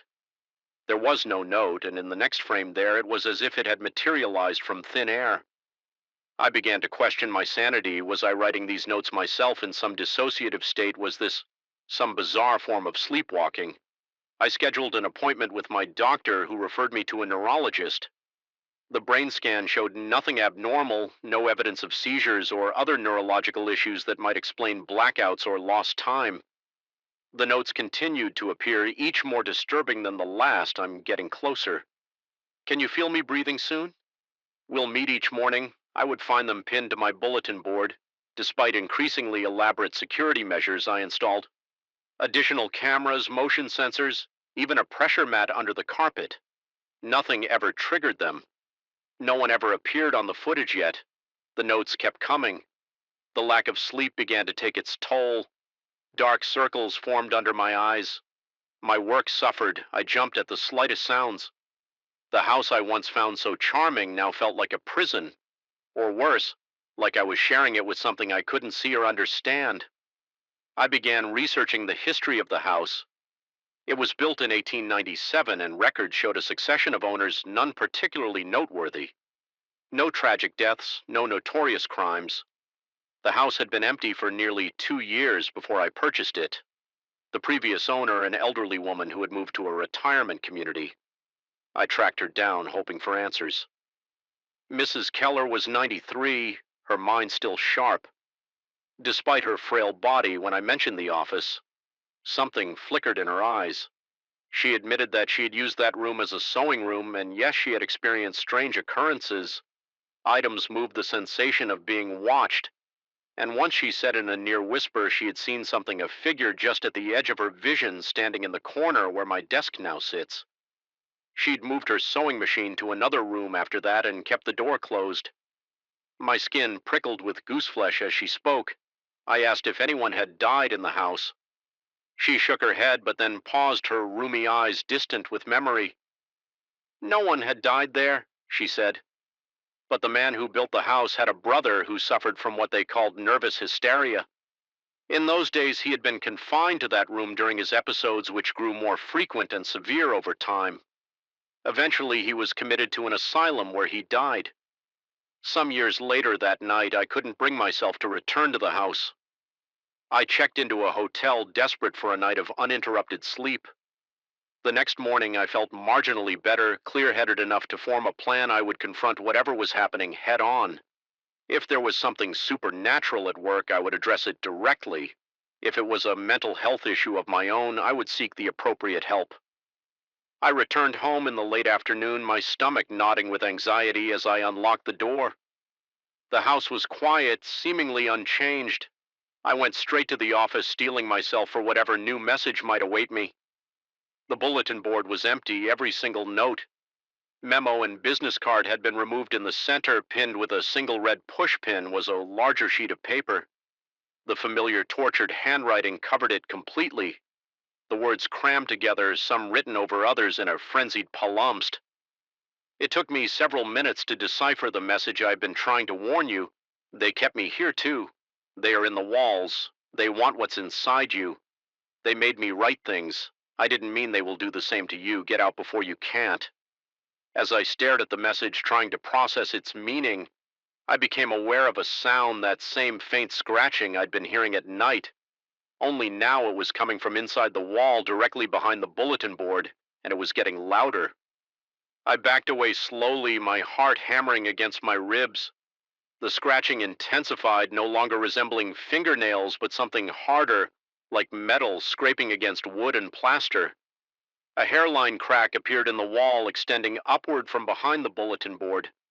I didn't wait to see what would emerge. I ran from the room, slamming the door behind me. My hands shook so violently I could barely grab my car keys.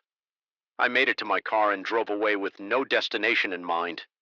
Other than away from here, I'm writing this from another hotel room. My third in as many days I haven't been back to the house. I'm not sure I ever will. I've contacted a realtor about selling the property, though I haven't told her why. What could I possibly say? Last night I woke suddenly at 3:17 a.m., the same time I used to hear the scratching in my office walls. The hotel room was silent, but a familiar sensation of being watched crept over me. I turned on the lamp beside the bed. There on the hotel notepad on the nightstand was a message in that same tormented handwriting. You can check out, but you can't leave me behind. I don't know what's following me or what it wants. I don't know if it's trying to help me or harm me, but I do know this. Wherever I go, it finds me, and its messages are getting longer, more coherent, as if it's getting stronger or closer or both. Sometimes in the deepest hours of the night, I think I catch glimpses of movement at the edges of my vision, a darkness that seems deeper than shadow, a subtle distortion of the air, and sometimes when I'm drifting on the edge of sleep, I swear I can hear breathing that isn't my own. I've started carrying a notebook with me if whatever is happening is truly beyond my control. If something is trying to communicate through me, I want to capture it, understand it. Maybe that's the writer in me still searching for a story, even in the midst of terror. Or maybe it's my way of maintaining some illusion of control. Either way, I've noticed something troubling. My handwriting has started to change just slightly at first. The angle of my letters, the pressure of my pen, but it's becoming more pronounced, more jagged, more desperate. More like the notes the first time I heard it rain lashed against my windows like desperate fingers trying to get in a slow, deliberate scraping sound. Not quite a drag, not quite a scratch. Moved across the ceiling above my head. 3 a.m. and sleep evaporated instantly, replaced by that primal alertness that comes when your body recognizes danger before your mind can rationalize it away. I lay frozen eyes fixed on the textured white surface above me, tracking the invisible path of whatever created that sound. It stopped directly over my bed. My penthouse apartment was supposed to be the crown jewel of the building. Nothing above you but the sky. The realtor had promised with rehearsed enthusiasm she'd conveniently omitted the small attic space that technically belonged to my neighbor's unit. An architectural quirk from when the building was reconfigured decades ago, a shared structure she'd later admitted when I pressed her after the closing, but nothing I needed to worry about, just a storage space that nobody used. Nobody except something that moved on rainy nights. After that first night, I convinced myself it was the building settling, or perhaps rodents seeking shelter from the storm. But rodents don't pace with the measured rhythm of footsteps. They don't stop and start again as if listening, and they certainly don't seem to respond when you call out, "Is someone there?" With a tremor in your voice that embarrasses you, even when alone. I'm not a man who scares easily. I've traveled to remote locations for my work as a photographer, spent nights alone in abandoned buildings to capture the perfect light at dawn. I understand the tricks the mind plays in darkness, but what happened in the weeks that followed tested the boundaries of rational explanation and my own grip on reality. The sounds established a pattern. They came most often during storms, but occasionally on clear nights. They always started around 3 a.m. and lasted anywhere from 10 minutes to 2 hours. Sometimes just the scraping, sometimes footsteps, and on the worst nights, a sound like something heavy being dragged across the floor back and forth, with agonizing slowness after 2 weeks of disrupted sleep and fraying nerves. I knocked on my neighbor's door. Marcus was a middle-aged accountant who looked perpetually exhausted when I mentioned the attic. His expression shifted subtly, a tightening around the eyes that suggested discomfort. He explained that he'd never used the space in the 7 years he'd lived there, just some old boxes from the previous owner that he'd never bothered to remove. Too much of a hassle to climb up there, he said, especially with his bad knee. I asked if I could take a look sometime, and he hesitated before agreeing. Though he warned me there was nothing to see, I left his apartment with the distinct impression he was hiding something, though I couldn't articulate what or why. That night the sounds were louder, more insistent, as if whatever dwelled above knew I was asking questions the next morning. Blur-eyed from another sleepless night, I contacted the building manager. Mr. Grayson was skeptical but professional, agreeing to inspect the attic space that afternoon. I waited anxiously in my apartment, listening to his footsteps above as he moved around. After 20 minutes, he descended and reported finding nothing unusual, just some old cardboard boxes, dust cobwebs, and some minor mold issues. He'd have someone address. I pressed him about the sounds. Describing in detail what I'd been hearing, his expression remained neutral, but something in his eyes made me think he wasn't telling me everything he suggested. Old buildings make strange noises, and the recent weather changes could be causing the structure to contract and expand before leaving. He asked if I was under any particular stress lately, if I was taking any medications that might cause auditory disturbances. The implication was clear: the problem was in my head, not my ceiling that night. The activity above reached a fever pitch. It started earlier than usual, just after midnight, and with an intensity I hadn't experienced before. The footsteps moved with purpose, circling, stopping, then rushing across the length of the attic. The scraping sound had developed a rhythm, 3 long drags followed by silence. Then repeated. My ceiling light flickered, though there was no storm, and for one terrifying moment I swore I saw the paint bulge downward, as if under pressure from above. I grabbed my phone and texted Mr. Grayson, demanding another inspection. No response. I considered calling the police, but stopped myself. What would I tell them? That I was hearing scary noises, that my ceiling was breathing? They dismiss it as quickly as the building manager had. Sleep was impossible. I sat in my living room as far from the sounds as possible, researching the building's history on my laptop. The structure dated back to the 1920s, originally a hotel before being converted to apartments in the 1970s. A few minor mentions in local news over the decades. Renovations, ownership changes, a small fire in the East Wing in 1983. Nothing suggesting tragedy or the kind of history that spawns ghost stories around 4 a.m. The noises suddenly stopped. The silence felt more threatening than the sounds had been. My apartment seemed to hold its breath. Then my phone chimed with a text from Mr. Grayson. "We'll check again tomorrow at 2 p.m. The next day passed in a haze of exhaustion and dread.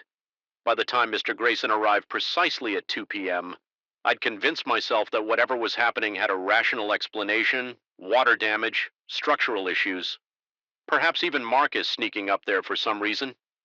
He didn't want to admit Mr. Grayson brought a maintenance worker with him this time, a younger man named Cal who carried a toolbox and looked distinctly uncomfortable. They disappeared through the access panel in the hallway outside Marcus's apartment. Marcus himself was at work, having left me a key to access the hallway entrance to the attic. Their inspection lasted longer, this time nearly an hour, when they finally emerged. Mr. Grayson looked troubled. He reported finding nothing out of the ordinary, though they'd done a more thorough check. Even moving the boxes to examine the entire space, Cal remained silent throughout, avoiding eye contact after Mr. Grayson left. I caught Cal in the hallway. When I pressed him for details, he reluctantly admitted that he'd felt something off about the attic, but couldn't explain what. The temperature had dropped dramatically in one corner, and his flashlight had dimmed for no apparent reason. Before he could say more, his radio crackled with Mr. Grayson calling him to another task, and he hurried away with an apologetic shrug. That night I waited. The apartment felt different somehow, as if the space itself had become aware of me. The familiar corners and shadows of my home now seemed to conceal secrets. I positioned myself in the hallway with a clear view of my bedroom ceiling, armed with my phone's camera ready to record any disturbance. Hours passed in silence. By 3:30 a.m., my vigilance began to waver. Perhaps the inspections had solved whatever issue was causing the noises. Perhaps it had all been in my head. After all, I was about to retire to bed when the first scratch came louder than ever before. A deliberate, angry sound like nails dragging across the ceiling. My phone was recording instantly pointed upward as I moved slowly into the bedroom. The scratching continued, accompanied now by a distinct tapping pattern. 3 quick taps. Pause 3 quick taps, I called out, demanding to know who was there. The tapping stopped immediately. What happened next defies explanation. A dark stain began to form on my ceiling, spreading outward from a central point like spilled ink blooming on paper. Not water damage, too dark, too purposeful in its movement. It formed a crude shape that, with mounting horror, I recognized as a handprint. Large, with elongated fingers pressed against the ceiling as if something on the other side was trying to push through. I backed away, still recording my breath. Coming in short, painful gasps, the stain continued to spread, forming a second handprint beside the first, then a third. The entire ceiling now appeared to sag slightly, the white paint cracking along the edges of. The dark mark's panic finally broke my paralysis. I rushed from the apartment. Not stopping until I reached the building's lobby, the night security guard looked up in surprise at my disheveled appearance. I showed him the recording hands shaking so badly I nearly dropped the phone. His expression changed from concern to confusion. The video showed nothing but my empty ceiling, unmarked and ordinary. I spent the remainder of the night in a 24-hour diner across the street, watching my building through the window as if expecting to see some external manifestation of the horror inside morning came with no answers. Only the crushing certainty that I couldn't return to my apartment alone. Desperation drove me to Marcus's door as soon as a reasonable hour arrived. When he answered, the dark circles under his eyes mirrored my own. Without preamble, I demanded to know what he knew about the attic. His initial denials crumbled under my insistence, and he finally invited me inside with the defeated air of a man unburdening a long-arid secret over coffee that neither of us touched. He confessed that he'd experienced similar disturbances when he first moved in. The previous owner had warned him never to enter the attic space, to pretend it didn't exist.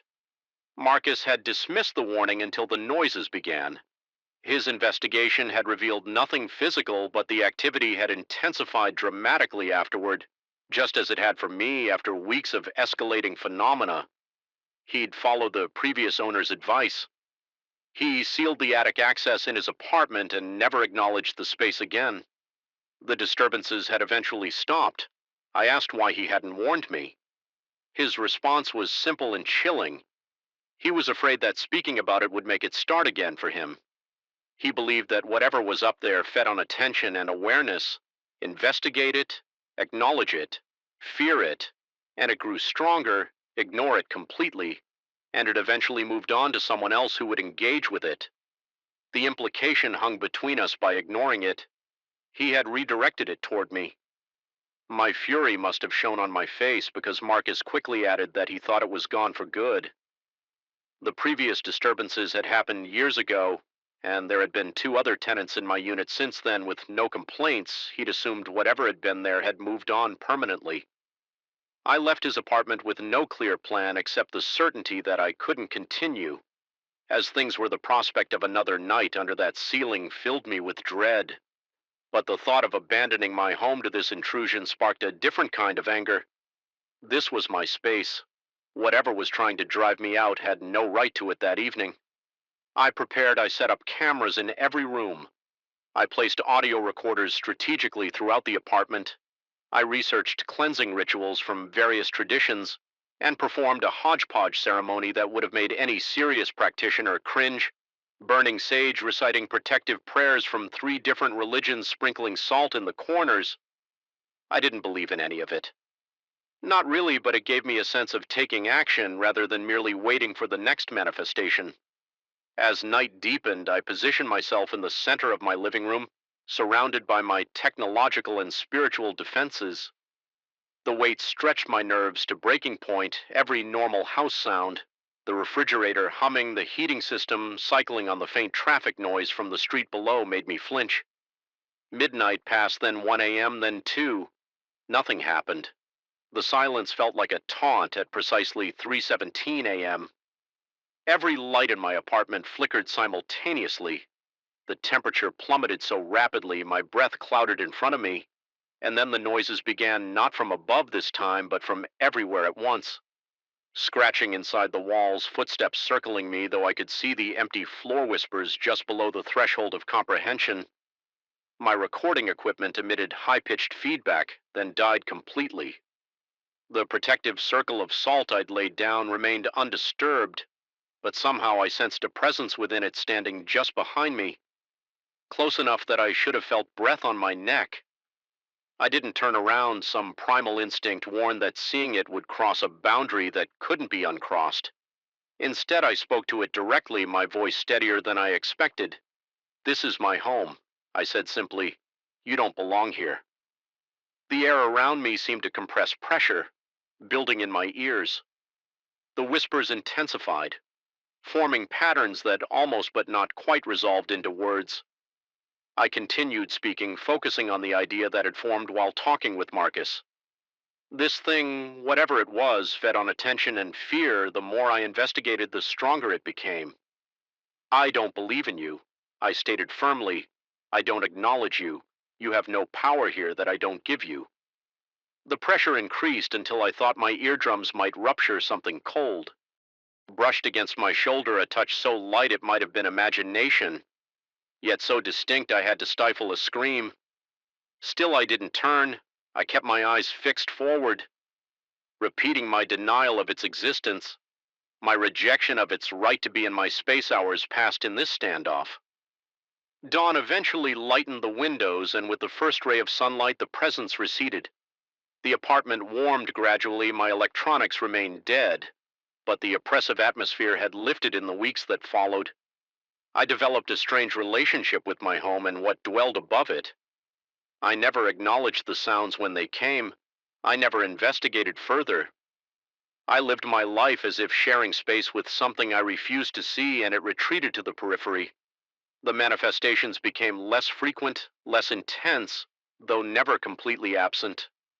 I still hear it on rainy nights, that deliberate scraping across the ceiling, but I've claimed my territory through stubborn denial, carved out a tenuous coexistence based on mutual disregard. I don't know what lies in the space above, and I've made peace with never knowing some mysteries I've learned are safer, left unsolved. But sometimes in the moments between waking and sleep, I wonder if my strategy has truly worked, or if it's simply biding its time. Growing stronger in the darkness, I refuse to illuminate, waiting for the moment my vigilance falters, and on the worst nights when the rain beats against my windows like desperate fingers trying to get in, I swear I can feel the ceiling watching me. There are moments when the veil between what we understand and what lurks beyond our comprehension thins to nearly nothing. I've come to learn that in those moments, sometimes things slip through, things that have no business being in our world, and once they find you, they never truly leave. My weekend retreat was supposed to be an escape, a small weathered cabin nestled in the dense woods of northern Michigan, far enough from civilization that cell reception was a luxury rather than an expectation. I had purchased it 3 years ago after my divorce, seeking a place where the constant noise of city life couldn't reach me for 2 days. Each week I could pretend that my life hadn't fractured into before, and after that, anxiety didn't follow me like a shadow that Friday the forecast had called for light showers. What arrived instead was a biblical deluge. I had barely made it up the long dirt driveway before the rain transformed it into a muddy river. Thunder crashed overhead with such violence that I could feel it vibrating in my chest as I hurried inside. Groceries clutched against my body by dusk water streamed down the windows in sheets so thick they distorted the view of the pines outside, turning them into wavering, indistinct silhouettes. I had just finished preparing a simple dinner when the inevitable happened. A particularly vicious thunderclap followed by the sudden absence of electricity. I'm not a man who frightens easily growing up in a rural area. Power outages were common enough that I had developed a routine. I set aside my half-eaten meal and retrieved the emergency flashlight from the kitchen drawer. then located the heavier lantern I kept for such occasions. Its warm glow spread across the living room, casting long shadows that danced along the walls with each subtle movement. The rational part of my mind insisted I should read a book, perhaps even enjoy the ambiance of the storm, something about being forced to slow down to exist without the constant buzz of technology. But beneath that rational voice lurked another feeling, something primal and inexplicable, a heaviness in the air that hadn't been there before. I positioned myself on the worn leather couch facing the large picture window that dominated the western wall of the cabin. The lantern sat on the coffee table, illuminating my surroundings in a bubble of amber light, while leaving the corners of the room in murky darkness. Rain pounded against the roof with a fury that made conversation impossible, even if I'd had someone to talk with instead. I let my mind wander, trying to focus on the manuscript I'd brought to review rather than the growing unease settling in my stomach. It was subtle at first, so subtle that I questioned whether I had seen anything at all. The heavy cotton curtain, forest green and thick enough to block the morning light when I wanted to sleep in, seemed to ripple just once. Just slightly. The movement was so minimal that had I blinked I would have missed it entirely. I lifted my gaze from the manuscript, focusing intently on the curtain for several long moments. Nothing happened. The fabric hung still, seemingly obedient to the laws of physics that dictated it shouldn't move without cause. I almost convinced myself it had been a trick of the light, the way the lantern's flame flickered and caused shadows to shift. Then it happened again, a deliberate movement as if something had brushed against it from the other side. Not the violent billowing that would accompany a draft, but something more controlled, more intentional. My heartbeat quickened, the sudden rush of blood in my ears, nearly drowning out the rain. For a moment, I set the manuscript aside and leaned forward. Eyes locked on the curtain, the cabin was sealed tight against the storm. I had checked all the windows and doors upon arrival, a habit born from years of home ownership. There should be no breeze, no air current to explain the movement. "Hello," I called out. Feeling immediately foolish for doing so, the sound of my voice seemed swallowed by the darkness. Barely carrying beyond the lantern's glow, I stood legs stiff from sitting and approached the window with measured steps. The floorboards creaked beneath me, each sound amplified by the tension gripping my body. The lantern in my hand cast my elongated shadow before me, stretching up the wall and across the ceiling like some grotesque extension of myself. 3 feet from the window, I froze there. Visible against the fabric of the curtain was the unmistakable impression of something pressing against it. From the outside, a vague shape, formless and yet distinctly present. My mind raced through explanations: a branch blown against the house, an animal seeking shelter, perhaps even a person stranded in the storm. But deep down, I knew it was none of these things. Branches don't press deliberately against windows. Animals don't stand upright at that height. And people cast shadows with recognizable forms. This was something else entirely. My throat constricted, suddenly parched. Despite the humidity hanging in the air, the lantern trembled in my grasp, causing the shape behind the curtain to waver and shift in the unstable light. I forced myself to breathe, to take another step forward. Whatever was on the other side of that glass, I needed to see it to confirm or disprove the impossible thought taking root in my mind. With one swift motion, I yanked the curtain aside, thrusting the lantern forward to illuminate whatever waited outside. Nothing. The glass reflected my own face, back at me, pale and drawn with tension beyond it. Only the darkness and the relentless rain, each drop catching the light as it fell. No figure, no creature.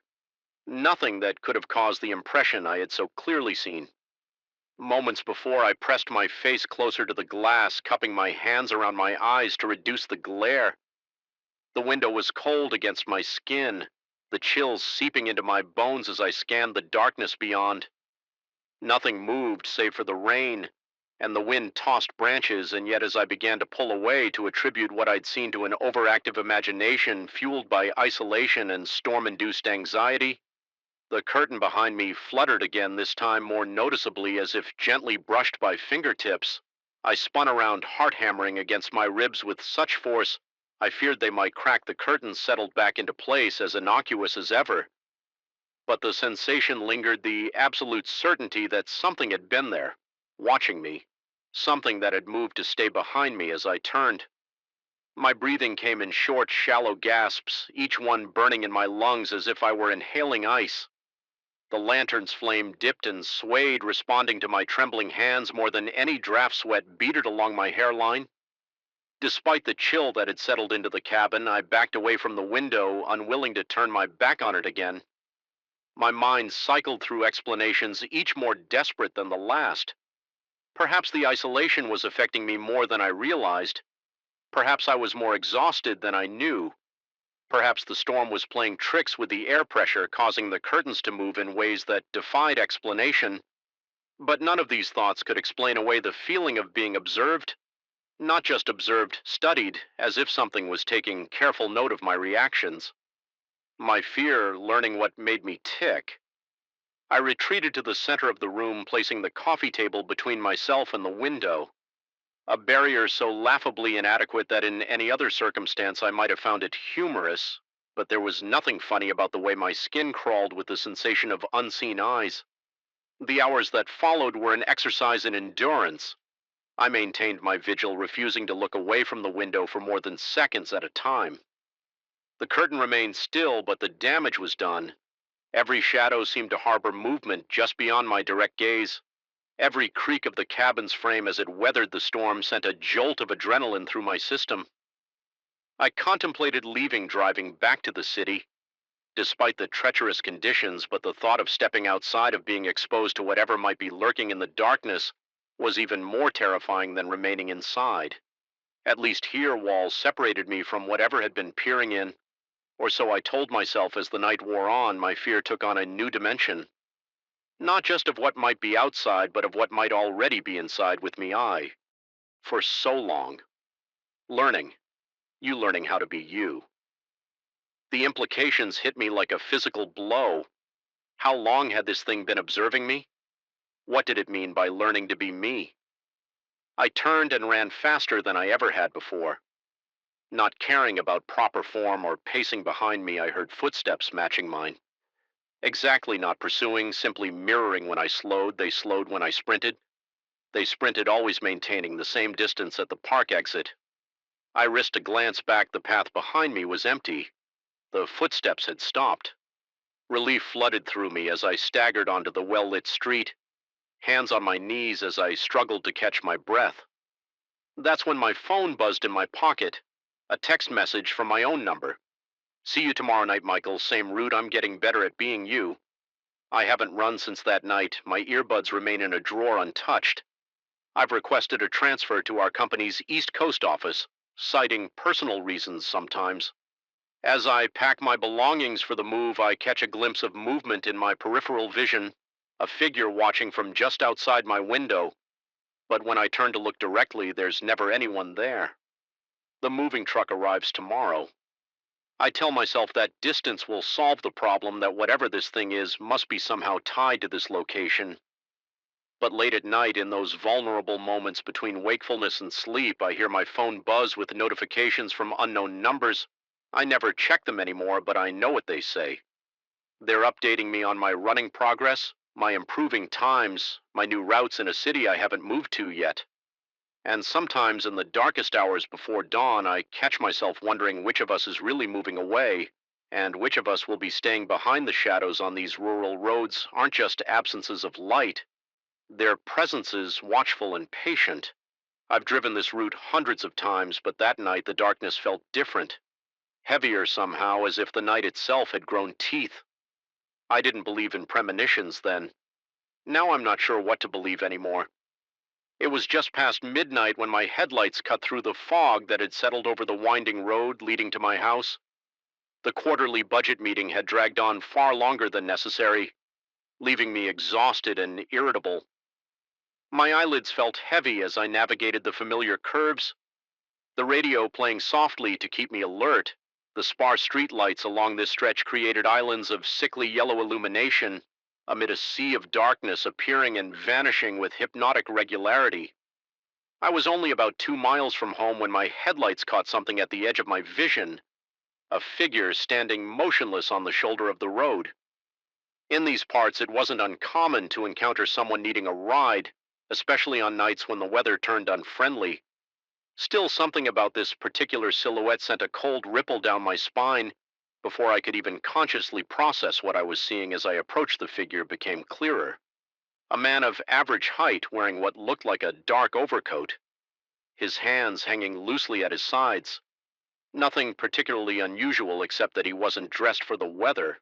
No raincoat despite the drizzle that had started to fall. He stood completely still, facing the road as if he'd been waiting specifically for me. I slowed more out of instinct than genuine altruism. My mother had always warned me about stopping for strangers, but this was our community. People looked out for each other here. That's what I told myself as my foot eased toward the brake pedal. The headlights fully illuminated him now, and I could see his face. That's when the wrongness hit me with physical force where his eyes should have been.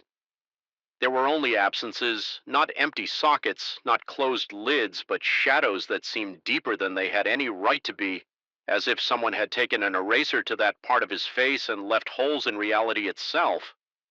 The rest of his features were ordinary enough, a straight nose, thin lips, middle-aged, but those eyeshadows made my blood freeze in my veins. My foot jerked from the brake to the accelerator of its own accord. Some primal part of my brain had taken control, triggering a fight-or-flight response so powerful it bypassed conscious thought. Entirely, a cold sweat broke across my forehead and back, my heart hammering against my ribs like it was trying to escape as I flew past him. He raised his hand in a small casual gesture, the universal sign for stop or wait. It was such a normal human movement that it somehow made everything worse in my rearview mirror. I could see him still standing there, perfectly motionless. Once again, his face turned to follow my retreating taillights. He didn't look angry or disappointed. He didn't look anything at all. I didn't take a full breath until I turned into my driveway, hands shaking so badly I struggled to put the car in park. I told myself I was being ridiculous. It was just a trick of the light, or found myself checking over my shoulder with increasing frequency, scanning the darkened corners of the room where the lantern's light couldn't quite reach my mind, conjured images of pale figures standing just beyond the boundary of light, watching and waiting by the time the first hint of dawn brightened the eastern sky. I had cataloged every sound the cabin could make, the specific groan of the roof, as the temperature changed, the hollow tap of rain finding its way down the chimney to the closed damper below, the subtle scratch of tree branches against the siding, and one sound I couldn't identify, a soft rhythmic sound like breathing that seemed to come from everywhere and nowhere at once. When full daylight finally arrived, I performed a thorough inspection of the cabin's exterior. The ground beneath the window was a muddy mess, but devoid of footprints or any sign that something had stood there. The window itself was intact, the lock secure. Nothing in the physical world could explain what I had experienced.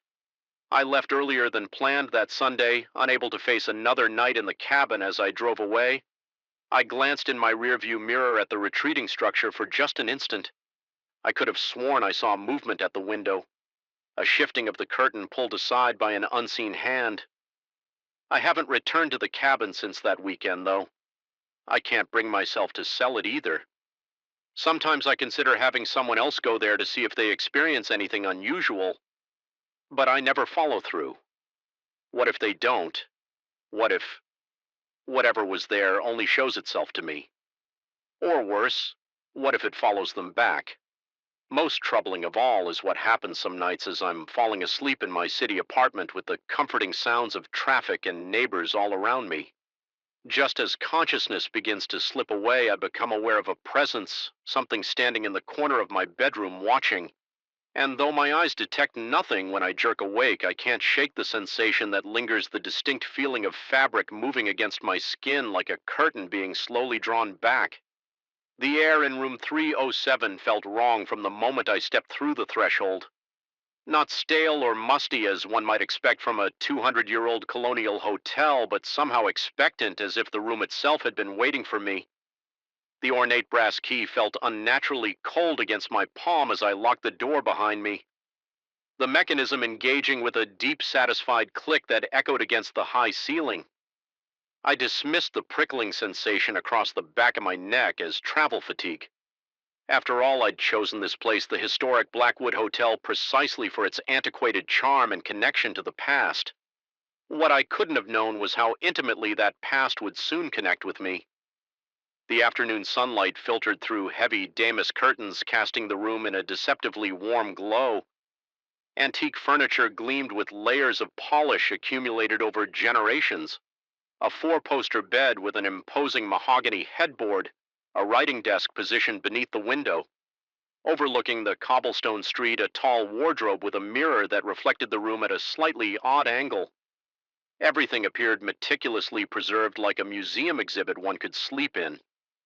I unpacked methodically, arranging my clothes in the wardrobe, placing my laptop on the desk, and setting my phone to charge on the nightstand.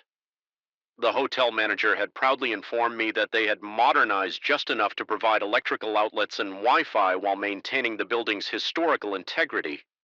As day faded into evening, I returned from exploring the town's historic district, my camera filled with shots of colonial architecture and my notebook scrolled with observations for my travel blog. Exhaustion settled into my bones as I showered in the surprisingly modern bathroom annexed to the antique bedroom.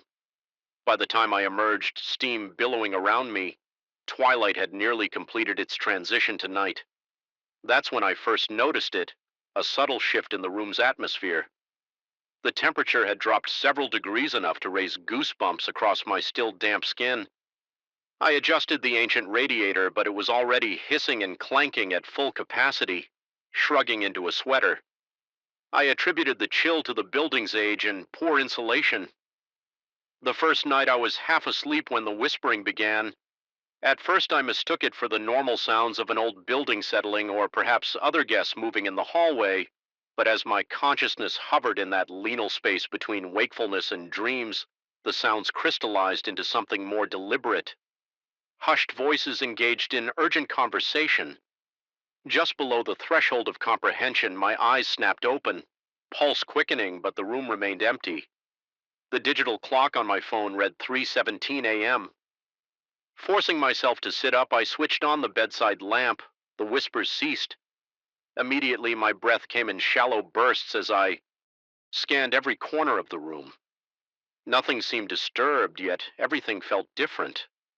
The mirror on the wardrobe now reflected a room that appeared longer, darker at its edges than the actual space.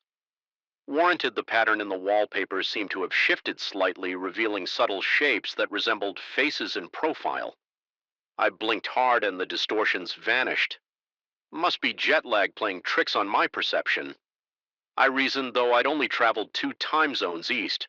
I spent the remainder of that night with the lamp on, pretending to read. While my peripheral vision constantly monitored the room's darkest corners, the hotel staff noticed nothing unusual about my haggarded appearance at breakfast when I casually inquired about room 307's history. The elderly waitress's hand trembled slightly as she refilled my coffee in a carefully neutral tone. She suggested I speak with the manager if I had any concerns about my accommodations. Her avoidance only intensified my curiosity. That afternoon, I researched the Blackwood Hotel between visits to local landmarks. The building had indeed witnessed its share of history, originally a merchant's mansion during colonial times, later converted to a hospital during a regional conflict, and finally reimagined as a luxury hotel.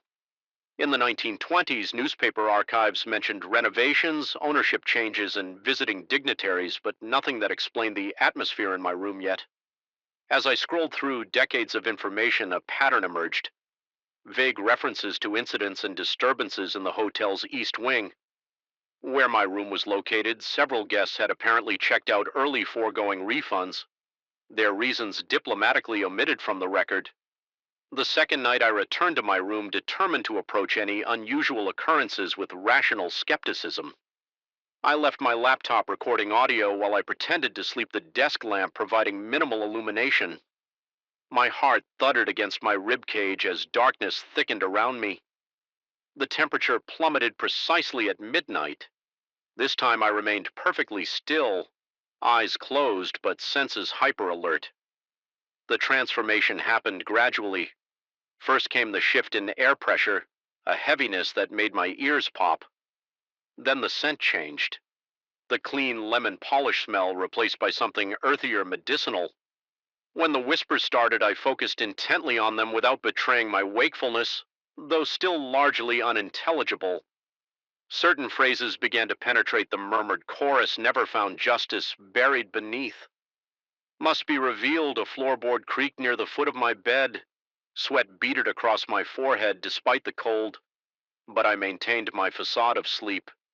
Someone moved around the room with deliberate steps. The mirror on the wardrobe rattled ever so slightly. Pages rustled on the desk where I'd left my notebook. My muscles tensed with the effort of remaining motionless when every instinct screamed for flight.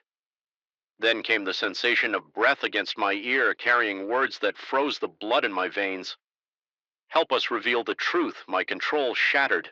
I bolted upright, gasping for air that suddenly seemed too thin. The room appeared empty, yet fundamentally altered.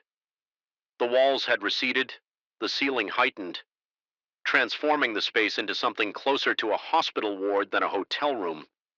Shadowy figures occupied the periphery of my vision, but when I turned to confront them directly, they dissolved into the darkened corners.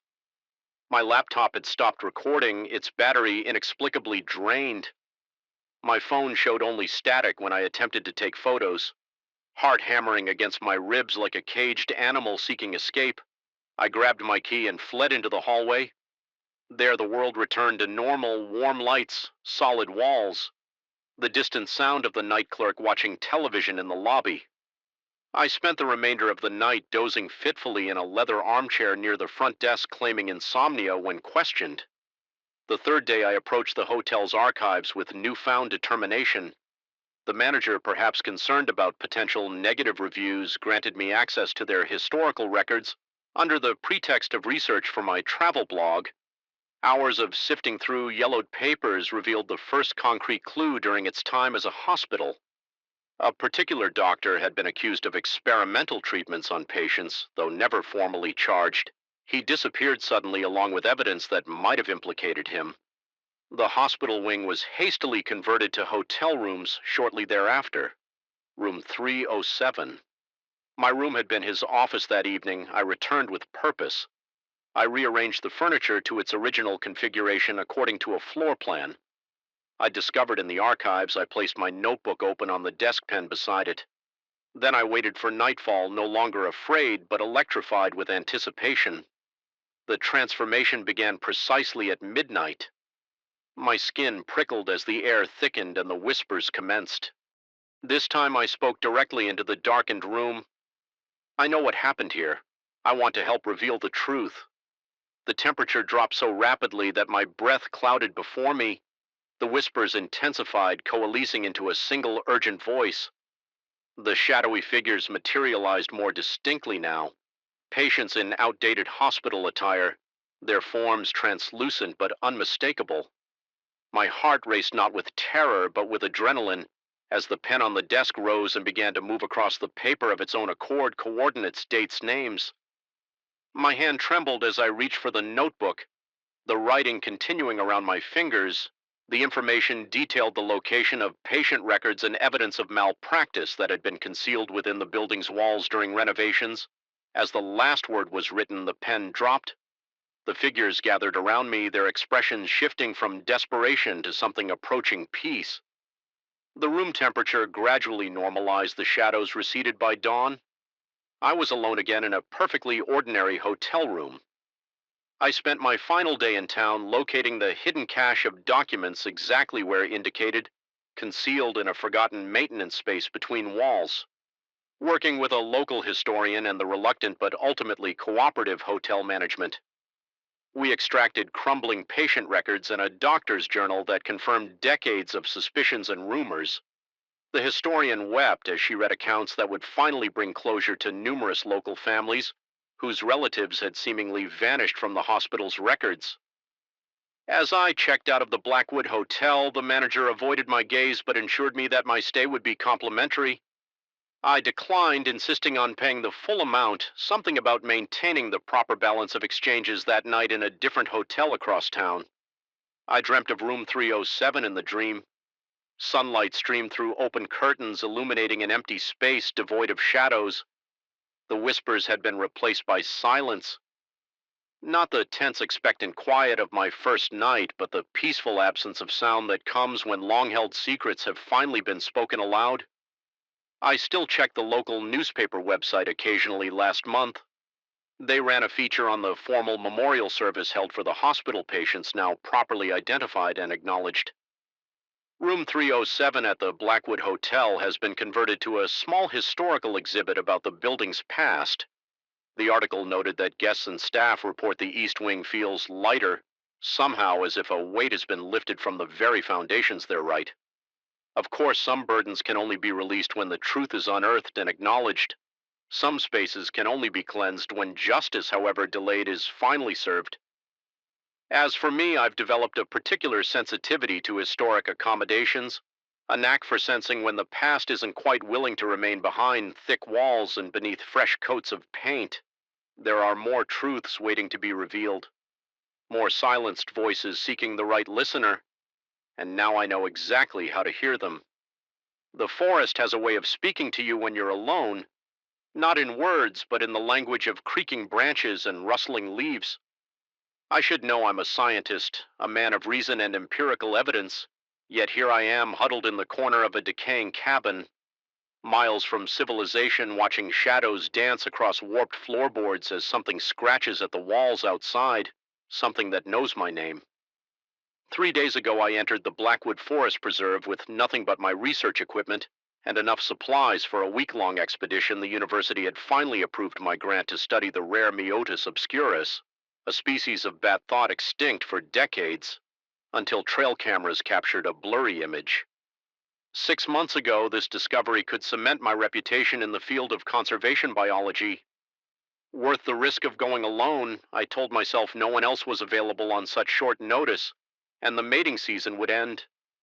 Soon the initial hike went smoothly. I cataloged specimens, recorded ambient sounds for later analysis, and tracked animal movements with practice efficiency. The forest grew denser as I ventured deeper, the canopy above gradually blocking out the sky until only occasional spears of sunlight penetrated the gloom. My GPS signal, weak in cell service, had disappeared hours earlier. By late afternoon, dark clouds gathered overhead and the temperature dropped precipitously. The weather forecast had predicted clear skies, but mountain weather is notoriously unpredictable. As the first fat raindrop splashed against my face, I consulted my topographical map. The nearest ranger station was 15 miles back, but my field notes indicated an old fire road 2 miles ahead that might offer shelter. Thunder rumbled in the distance as I quickened my pace. The rain intensified, transforming from gentle pattern to driving sheets. Within minutes through the downpour, I spotted a shape among the trees, angular and artificial against the organic curves of nature. A cabin, weathered gray and almost consumed by undergrowth, stood in a small clearing. Providence, I thought, or so it seemed. The door hung partially open. Swollen from moisture and age, my flashlight beam cut through the gloom, revealing a single-room interior. Dust covered everything: a small table, a chair, a cast-iron stove, and a narrow cot against the far wall. No signs of recent habitation. The roof appeared intact. Despite the cabin's overall dilapidation, I called out a greeting, half from scientific caution, half from primal instinct. Only the echo of my voice returned. I set up camp inside, grateful for the solid walls between me and the worsening storm. After a meager dinner of trail mix and beef jerky, I organized my notes and prepared my equipment for the next day. The rain continued drumming against the roof with hypnotic persistence. I checked the door, secured with a simple wooden bar that slid across metal brackets, before settling onto the cot with my sleeping bag. Sleep came quickly, but it didn't last. The first sound that woke me was subtle, a light scratching against the exterior wall near my head, probably branches blown by the wind, I reasoned, or perhaps small animals seeking shelter from the storm. I rolled over and drifted back to sleep. The second disturbance came hours later. 3 distinct knocks, evenly spaced on the cabin door. My eyes snapped open. The rain had stopped, leaving a silence, broken only by the dripping of water from the eaves. I held my breath, straining to hear any movement outside. Nothing, just as I convinced myself I'd dreamed it. The knocks repeated 1, 2, 3. Hello, I called, voice cracking from sleep and unease. Is someone there? No response. I fumbled for my flashlight and swept its beam across the room. Everything remained exactly as I'd left it. The door bar was still in place. I checked my watch. 3:17 a.m., the witching hour, as my grandmother would have called it. I told myself it was likely a forest ranger, though I hadn't registered my specific location with the Park Service, or perhaps another researcher. I'd seen no evidence of camps or other expeditions. The third possibility, local hunters or transients, seemed most plausible if unwelcome. I decided against opening the door. Instead, I called out that I was conducting authorized research and would appreciate being left alone until morning. The knocking stopped. I lay awake for another hour, listening to the natural sounds of the forest gradually resume. Finally, exhaustion overcame vigilance and I fell into troubled sleep. The dream began immediately. I stood in the clearing outside the cabin, but the forest had changed. The trees leaned inward, their branches elongated and twisted into impossible shapes. Their leaves whispered words just beyond comprehension. In the dream, I understood with perfect clarity that I was being watched, had been watched since the moment I entered the forest. I turned slowly, sensing a presence behind me. The dream forest pulsed with bioluminescence, casting everything in an ethereal blue glow. At the edge of the clearing stood a figure, indistinct and shifting like smoke. It raised an appendage, not quite an arm, but something that served a similar purpose and pointed directly at me. We have waited so long the words weren't spoken. They appeared in my mind, accompanied by a sensation of cold pressure against my temples. We need your voice. I woke gasping, sweat-soaked, despite the cabin's chill. Dawnlight filtered through the single dirty window. Birds chirped outside their ordinary sounds. Reassuring after the night's disturbances, I told myself it was just a stress dream, triggered by isolation and unfamiliar surroundings. As I prepared breakfast on my portable stove, I noticed something peculiar, a pattern of moisture on the window glass. Not random condensation, but what appeared to be deliberate markings dragged through the morning dew. From my angle, they resembled letters, though in no alphabet I recognized. I approached the window cautiously, camera in hand, to document the anomaly. As I drew closer, the pattern resolved into recognizable English. Welcome back. My heart hammered against my ribs. I hadn't told anyone about this specific location. No one knew where I was. More importantly, I'd never been here before. Scientific training kicked in, suppressing the initial surge of panic. There had to be a rational explanation. Perhaps previous researchers used this cabin regularly, and the message was left for someone else, or local kids playing pranks on whoever might stumble upon the place. The message wasn't necessarily recent condensation, could have simply revealed older markings. I photographed the window, then wiped it clean with my sleeve. The forest outside looked perfectly ordinary in daylight. No twisted trees or bioluminescence, just mixed hardwoods and conifers stretching to the horizon. After a brief debate with myself, I decided to continue my research rather than retreat. The strange occurrences were unsettling but not threatening. Besides, the thought of admitting defeat to my department head over some unexplained noises and a possible prank was more frightening than spending another night in the cabin. I spent the day setting up recording equipment in promising locations and collecting environmental data. The work was absorbing enough that the previous night's events gradually receded in importance. By late afternoon, I'd almost convinced myself I'd overreacted. Then I found the marks. They circled the entire cabin, pressed into the soft ground approximately 2 feet from the foundation.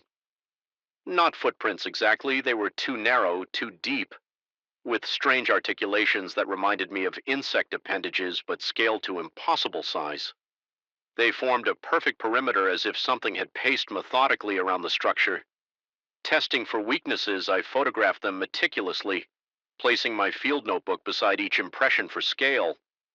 The nearest impressions to the door were the deepest, as if whatever made them had stood there longest. Perhaps while knocking, the scientific part of my brain cataloged possibilities. Large woodland creatures, perhaps multiple animals, creating overlapping tracks or erosion patterns from the previous night's rainfall. But another part of me, a primitive instinct that predated scientific reasoning, recognized a deliberate pattern, a containment circle, a boundary. As daylight faded, I returned inside with growing apprehension.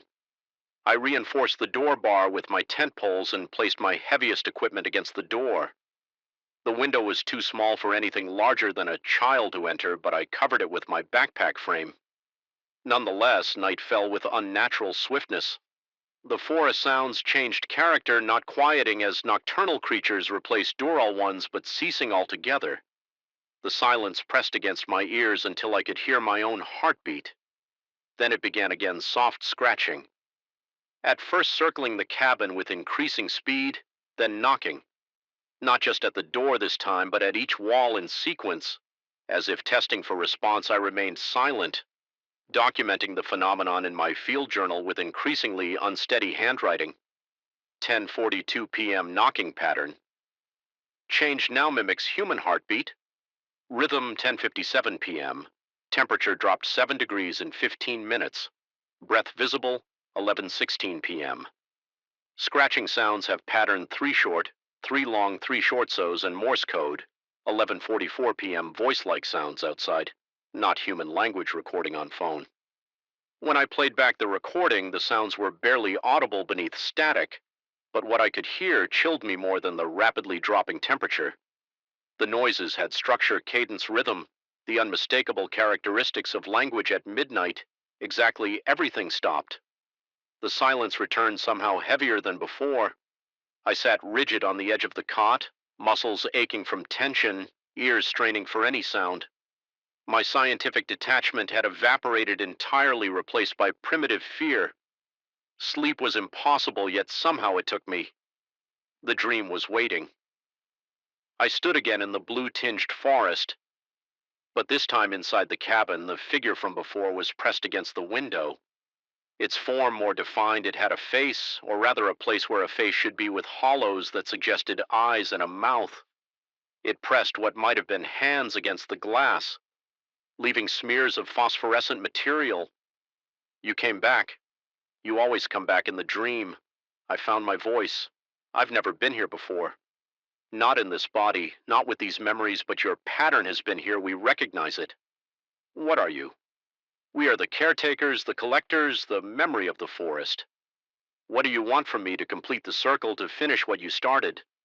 The figure's form rippled momentarily, taking a shape that seemed horrifyingly familiar.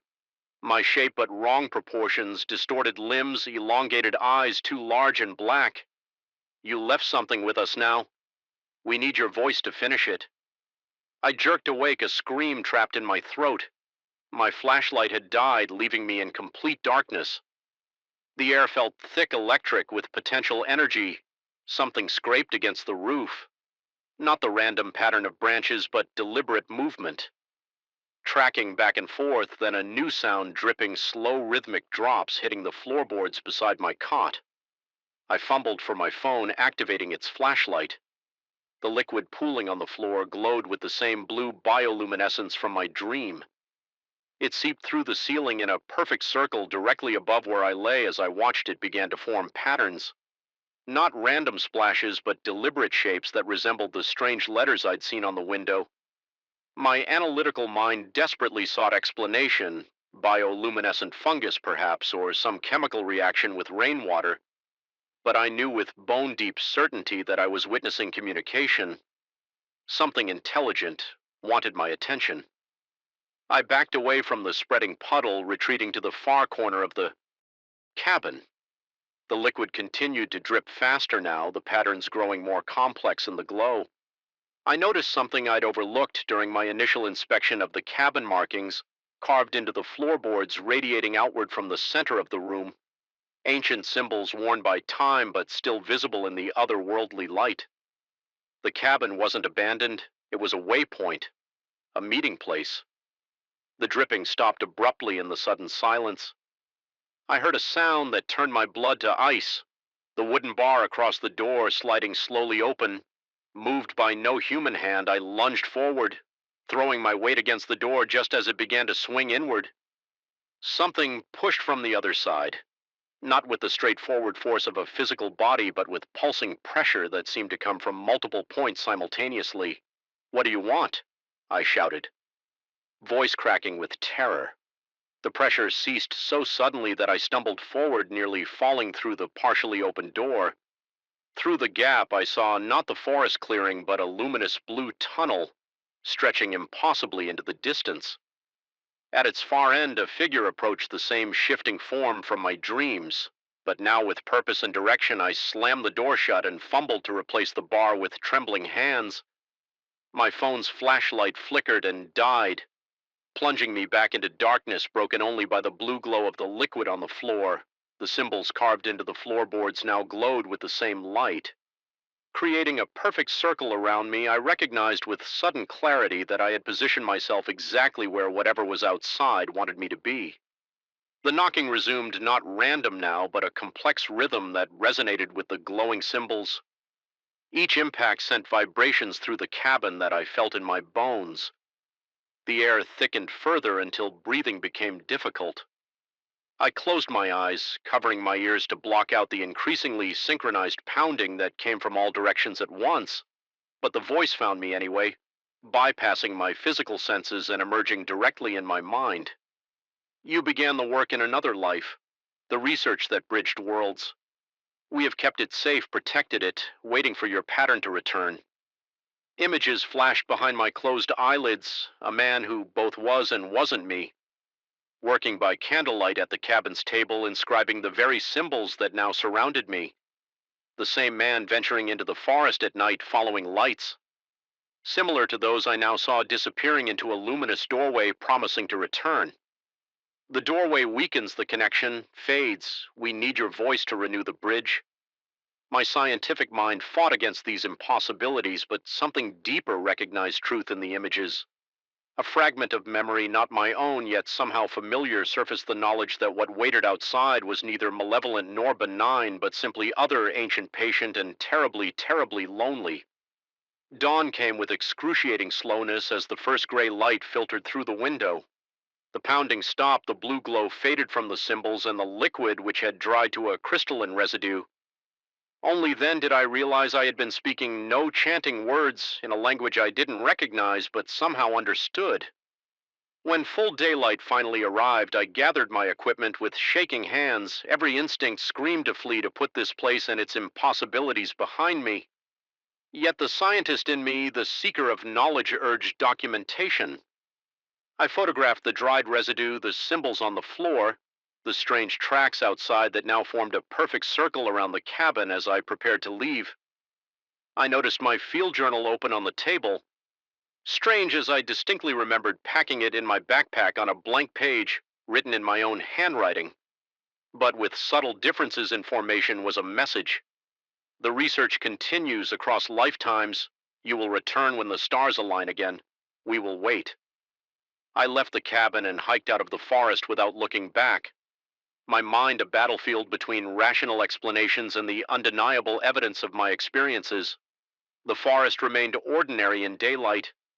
No blue glow, no twisted trees, no watching presence. But sometimes in the quietest moments, when I'm alone in my university office, I hear it, 3 distinct knocks evenly spaced on my door. When I open it, no one is there, and in my dreams a blue pathway opens, leading back to that cabin where something ancient waits, patient and persistent for me to finish what I supposedly began. I've canceled my follow-up expedition. I've told colleagues it's due to inconclusive preliminary findings, but the truth is both simpler and more complex. Some doors once noticed can never truly be closed again, and some research once begun continues with or without the researcher's consent. I don't know if I'll ever return to that forest, but increasingly I'm certain the forest has never really left me the moment I stepped into the Blackwood Hotel. Something shifted in the air around me. A heaviness settled over my shoulders, as if the century-old building itself was placing a cold hand upon me. The ornate lobby with its faded crimson carpets and brass fixtures whispered of bygone elegance, but beneath that veneer lay something rotten. I wouldn't recognize this feeling for what it was until later, a primal warning, the ancient part of my brain detecting a predator before my conscious mind could process the danger I was in. Burlington for a 3-day marketing conference, the kind of mandatory corporate event that normally fades from memory the moment you board the plane home. My company had booked rooms at this historic hotel downtown, citing its proximity to the convention center as the primary selling point. What they failed to mention was the building's oppressive atmosphere, the way shadows seemed to linger a beat too long in corners, or how sounds carried strangely through its narrow hallways after checking in. I noticed him for the first time. He stood by a leather armchair near the antique mailboxes, a bulky figure in a rumpled charcoal suit that hung awkwardly on his frame. The fabric appeared expensive but weathered, as if he'd been wearing it continuously for days. What struck me initially wasn't his disheveled appearance, but his unwavering stare while other guests milled about in the bustling reception area. His gaze remained fixed on me with unsettling intensity. I averted my eyes, chalking up my discomfort to travel fatigue. The desk clerk handed me my key, an actual metal key attached to a heavy brass number, not the plastic key cards I was accustomed to, and directed me toward the elevators as I wheeled my suitcase across the lobby. The hairs on my neck prickled without turning. I knew he was still watching. The elevator was an antique cage-style contraption with ornate ironwork and manual inner doors that had to be pulled shut as I reached to close them. A thick-fingered hand shot through the gap. My stomach dropped as the rumpled suit man stepped in, standing closer than necessary in the spacious compartment. The doors clanged shut with finality. We ascended in silence, broken only by the mechanical groaning of ancient cables. His cologne, if you could call it that, was an odd mixture of mothballs and something metallic like old pennies. I pretended to check emails on my phone. Though reception was non-existent in the elevator shaft, from my peripheral vision I could see him staring, not even pretending to look elsewhere. When I glanced up, involuntarily his lips twitched into what might have been a smile, but never reached his eyes. Flat gray and unnaturally still, the elevator indicator showed we were passing the 3rd floor when he finally spoke. Asking which floor I needed, his voice was surprisingly smooth for his rough appearance, with an accent I couldn't place. I replied curtly that I was on the 5th floor, immediately regretting sharing even this small detail. When the elevator shuddered to a stop at 5, he exited ahead of me despite not pressing any button himself. My chest tightened as he walked down the same corridor, his footsteps eerily synchronized with mine. The hallway stretched before us, narrower than modern building codes would allow, with yellowed sconces casting insufficient light over faded floral wallpaper. Each door we passed made the next seem farther away, the corridor stretching impossibly. My room was at the end. 503. As I approached, he remained just steps behind, fumbling with the key. I felt his presence like a physical weight pressing against my back. Though no part of him touched me, heat radiated from his body. In unnatural waves, I managed to slip inside and lock the door in one fluid motion, immediately engaging the deadbolt and chain through the door. I heard his footsteps pause, then slowly retreat. I remained frozen, listening until they faded entirely. Only then did I notice I'd been holding my breath, my shirt damp with sweat. Despite the room's chill, I told myself I was overreacting. Business travel often brought strange encounters with socially awkward individuals. Perhaps he was just another guest with poor boundaries. The explanation felt hollow even as I formed it. The room itself did little to ease my growing unease, furnished with heavy Victorian pieces that absorbed rather than reflected the meager light. It featured a 4-poster bed with a sagging mattress and windows that opened only partially, as if the building itself was reluctant to allow fresh air into its musty interior. The bathroom fixtures were original to the building. The clawfoot tub and pedestal sink might have been charming in daylight, but took on a more sinister quality in the flickering fluorescent light. Sleep came fitfully that night. The walls seemed to transmit every creak and groan of the old building several times. I jerked awake, convinced I'd heard my doorknob turning each time I found it secure, though the sensation of being watched persisted. Even with the curtains drawn, The next morning, rationality returned with daylight. I attended my conference sessions, networking with colleagues and focusing on work by evening. I had almost convinced myself that stress and an unfamiliar environment had exaggerated a mundane encounter. That illusion shattered when I returned to the hotel. He was in the lobby again, seated this time. A newspaper held upside down in his hands, his eyes found mine immediately as if he'd been waiting. The newspaper lowered, revealing that same not quite smile. My colleagues continued toward the hotel bar, but I made excuses and headed for the elevator, hoping to retreat to my room as the elevator doors began to close.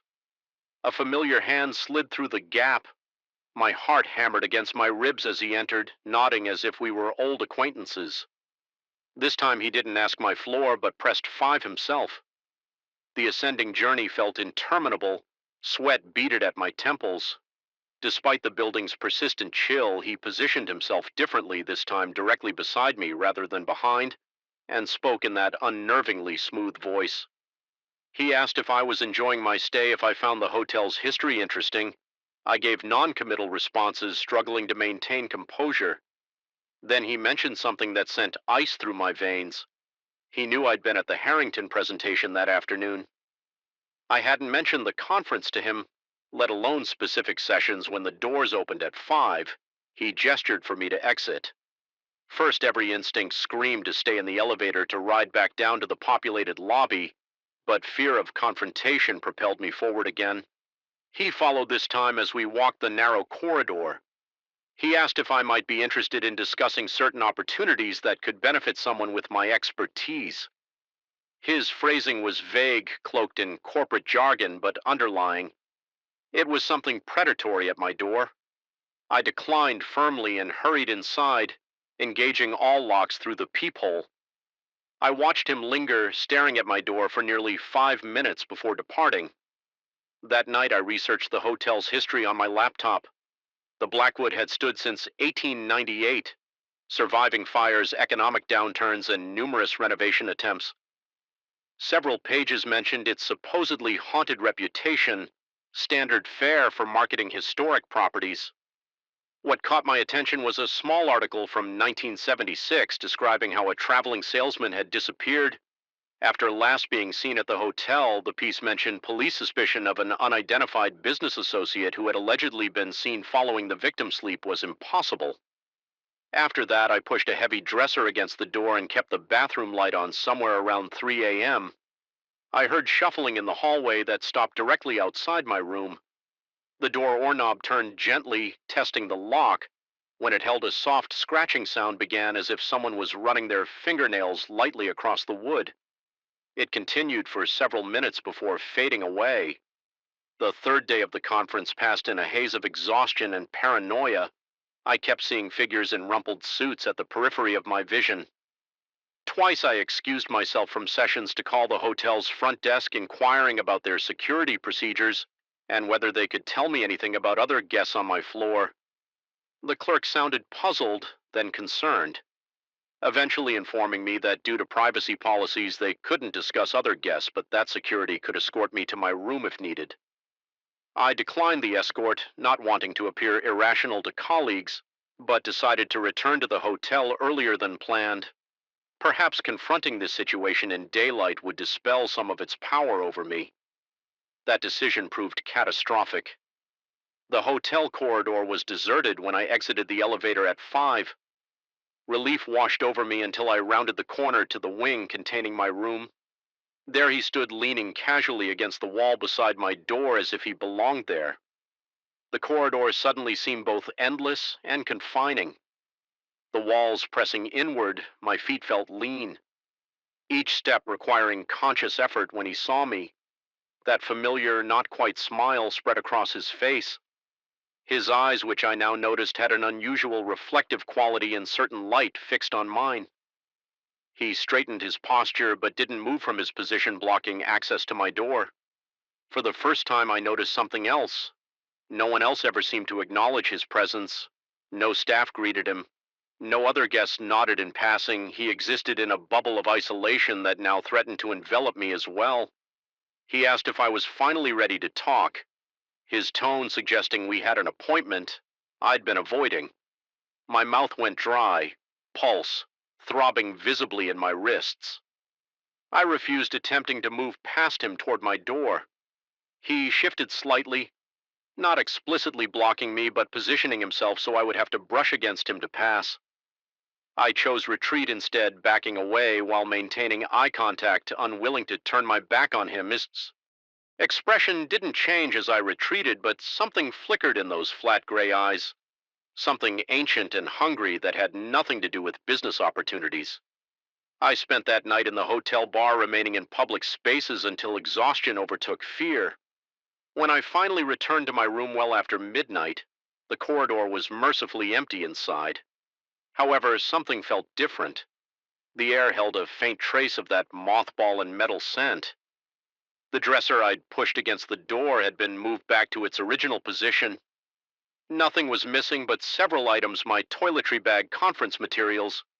Even my pajamas had been rearranged just enough to notice I didn't sleep at first light.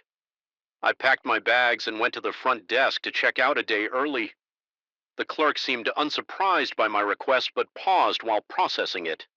She mentioned something odd. According to their records, I'd been upgraded to my room at the request of another guest, a business associate who had called ahead when I pressed for details. She checked the system again and appeared confused, saying she couldn't find any record of who had authorized the upgrade. As I waited for my receipt, a chill washed over me in the reflection of the brass bell on the counter. I saw him watching from the same spot by the mailboxes. When I turned, he raised his hand in a mocking salute outside. The taxi driver loaded my luggage while I kept glancing back at the hotel entrance as we pulled away. I looked up at the fifth floor from the street there, in the window of room 5. O3 stood a familiar silhouette, impossible since I just surrendered my key. More disturbing was the room adjacent to mine, where an identical figure stood in the window. Then a third appeared in another window, and a fourth. The taxi turned the corner. Breaking my line of sight, I never returned to Burlington, and I changed careers 6 months later. Sometimes in crowded places, airports, shopping malls, conference centers, I catch a glimpse of a rumpled suit in my peripheral vision, and in my dreams, endless hotel corridors stretch before me, each door opening to reveal the same smiling figure patiently waiting for me to be ready to talk. I know someday I'll run out of places to hide, and on that day I suspect I'll finally learn what he's been so eager to discuss the first time I heard the scratching. I convinced myself it was just the old oak branches scraping against the roof. The second time I blamed raccoons or squirrels that had found their way inside. By the third time, when the scratching transformed into a slow, deliberate dragging sound, directly above my bedroom ceiling, I could no longer deny that something was living in my attic. Something that seemed to grow more restless with each passing full moon. I inherited this colonial-style house from my uncle. 6 months ago, the property sits isolated at the end of a winding rural road, surrounded by dense woods that seem to devour the sunlight. Even on the brightest days, the realtor had casually mentioned that my uncle spent his final years as a recluse, refusing visitors and becoming increasingly paranoid. I should have paid more attention to the way her smile never reached her eyes when she handed me the keys, or how she hurriedly mentioned that the attic had been permanently sealed. For structural reasons, the first full moon after I moved in passed without incident. I was too busy unpacking, arranging furniture, and adapting to my new remote work setup to notice anything unusual. The house creaked and settled as old houses do, and I attributed the occasional odd sound to unfamiliar acoustics. It wasn't until the second full moon that the pattern began to emerge that night. I woke suddenly at 3:17 a.m., the digital clock's red numbers burning in the darkness. The scratching above me was methodical. 3 quick scrapes followed by a pause, then repeated. I grabbed my phone and recorded the sound, playing it back in the morning light. To confirm it wasn't just a dream, the recording captured it perfectly. Scrape, scrape, scrape, pause, scrape, scrape, scrape. When I checked the astronomical calendar online later that day, I discovered it had been a full moon. By the third full moon, the scratching had evolved. Now it sounded like something heavy being dragged across the attic floor directly above my bedroom. The noise would start around midnight and continue intermittently until dawn, but something else had changed too. A smell began to permeate the house. Faint at first, but growing stronger as the night progressed. It was an odor I couldn't quite identify, like wet soil mixed with something metallic and organic, reminiscent of blood, but earthier, more primal. I spent that entire night wide awake, my heart hammering against my ribs as the dragging sounds traced what seemed to be deliberate patterns overhead when morning finally arrived. The noises ceased and the smell gradually dissipated until it was just a memory that made me question my own senses during daylight hours. Rationality. Returned, I researched local wildlife that might have nested in my attic. Raccoons, opossums, even larger animals like foxes that might seek shelter. None of the descriptions matched what I was experiencing. Most nocturnal animals don't synchronize their activities with lunar cycles, and none would explain the distinct odor that seemed to seep through the ceiling. It took me 2 more weeks to gather enough courage to investigate. I found the attic access in the hallway ceiling, a hinged trap door sealed with multiple layers of paint and what appeared to be construction adhesive around its edges. The effort put into sealing it seemed excessive for structural reasons. Using a utility knife, I carefully cut through the layers of paint and adhesive. My palms were slick with sweat, and my breathing had become shallow as I worked. When the blade finally breached the seal, a whisper of that same earthy metallic odor escaped through the crack, making my stomach clench. I froze utility knife suspended in midair as a wave of irrational panic washed over me. For several minutes I stood motionless on the stepladder, listening intently for any sound from above. There was only silence pushing past my hesitation. I finished cutting through the seal and pushed the trap door open. The hinges protested with a screech that seemed unnaturally loud. In the quiet house, a rush of stale air descended, carrying dust particles that danced in the beam of my flashlight. I steeled myself and climbed into the darkness. The attic stretched the length of the house with rough wooden floorboards and exposed rafters. My flashlight beam cut through the gloom, illuminating decades of dust. Except for one alarming detail, a clear path had been worn through the dust as if something regularly moved from one end of the attic to the other. The path wasn't random.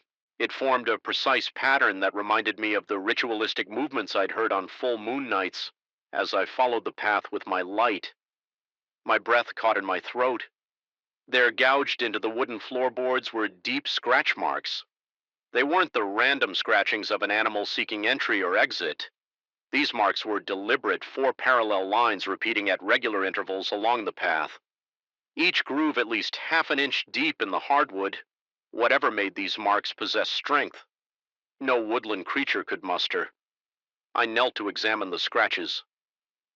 More closely running my fingers along the grooves, the wood around the marks felt unusually cold, as if it had absorbed some lingering chill that defied the stuffy attic heat. My fingertips tingled unpleasantly where they touched the gouges, and I jerked my hand back. Wiping it instinctively against my jeans, a thorough search of the attic revealed no obvious entry points, no damaged vents, no gaps in the roof line, no broken windows.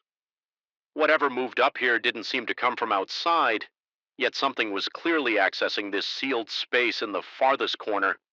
Partially hidden behind an old steamer trunk, I discovered a peculiar arrangement of small objects.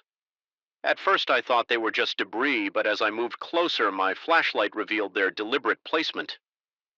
Twigs, bits of bone, small stones, and dried plants had been arranged in a perfect circle about 2 feet in diameter. In the center of the circle lay a small pouch made of what appeared to be leather, discolored with age and tied with sinew. Every instinct screamed at me not to touch it. Yet I found myself reaching for the pouch, drawn by a curiosity that overwhelmed my fear. The leather felt unnaturally warm against my skin, pulsing slightly as if something inside was alive. I pulled the drawstring open and tilted the contents into my palm. A single tooth yellowed with age but unmistakably human, and a small piece of paper with strange symbols, written in what looked disturbingly like dried blood. The discovery sent me scrambling back down the ladder, heart pounding so violently I could feel it in my throat. I slammed the trapdoor shut and spent the remainder of the day researching local legends, folklore, and the history of the property. The County Historical Society had little information except that the land had once belonged to a reclusive naturalist in the late 1800s who was rumored to conduct unorthodox experiments involving lunar cycles and their effects on animal behavior. My uncle, I learned, had acquired the property in the 1970s after it had stood abandoned for nearly 2 decades. According to the few locals willing to discuss it, he had been a normal, sociable person until about 15 years ago, when he suddenly cut ties with friends and began covering all his windows during full moons. That night, I scoured online forums dedicated to paranormal phenomena and occult practices. One obscure thread caught my attention, a discussion about lunar parasites, entities that supposedly exist in a state between corporeality and energy, manifesting strongest during full moons when they feed on the heightened. Maybe the man had been wearing unusually dark sunglasses at midnight in the rain. My house never felt so secure as it did that night, yet sleep evaded me every creak and settling noise jolted me awake, convinced that something was moving through my home. When I did drift off near dawn, my dreams were filled with dark roads and faceless figures. Morning came with blessed normality. Sunlight streamed through my kitchen window as I made coffee. The night's terror fading into an embarrassing overreaction, I decided to drive past that same spot on my way to work. Convincing myself I'd seen nothing unusual in the harsh light of day, I was right. There was no sign of the man with the shadow eyes, just an empty stretch of road with tall grass and wild flowers swaying in the morning breeze. Relief washed over me, followed quickly by self-deprecating amusement. I'd let my imagination run wild. That's all. Perhaps I was more tired than I'd realized. For 3 days, life resumed its predictable patterns: work, home, sleep, repeat.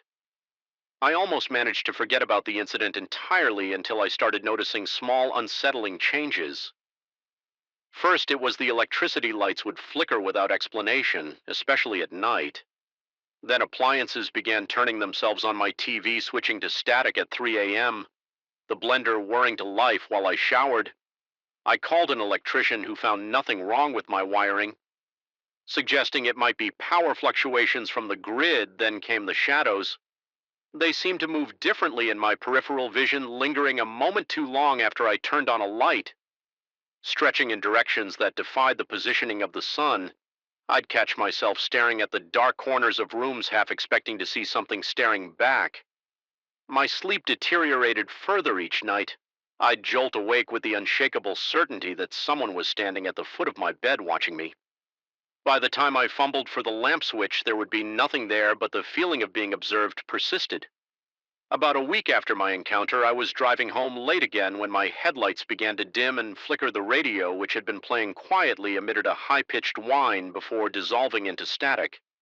A heavy pressure descended on my chest, making each breath a conscious effort as I rounded the bend where I'd first seen him. My car sputtered and died completely. I sat in the sudden silence, my knuckles white on the steering wheel.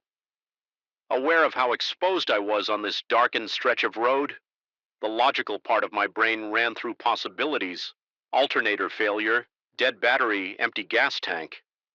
But another part, the part that remembered those impossible shadow eyes, screamed danger with trembling hands. I tried the ignition again. Nothing, not even the click of a dead battery. It was as if all electrical systems had simply vacated. My phone showed no service, which was unusual even for these rural roads. I was completely cut off. I had two choices: wait in the car until morning or walk the remaining mile and a half home.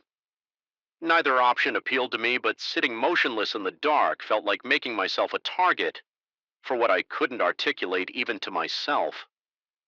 The road stretched before me, bathed in moonlight and mist, beautiful in an ethereal way that did nothing to comfort me. Each step away from my car felt like moving deeper into someone else's territory. The night sounds seemed to recede around me, creating a pocket of silence that followed as I walked. I'd gone perhaps half a mile when I felt it. A subtle change in air pressure, like the atmosphere itself had become attentive. The hair on my arms and neck rose and my mouth went dry. I didn't want to turn around. Every instinct warned against it, but humans are cursed with curiosity that overrides self-preservation. I looked back. He stood about 30 yards behind me, exactly as before. Average height, dark coat, ordinary in every way, except for those abyssal shadows where I should be. He wasn't moving, wasn't approaching, just waiting. My legs nearly buckled with the surge of adrenaline. I forced myself to keep walking faster now, my breathing shallow and rapid. I didn't look back again, but I knew.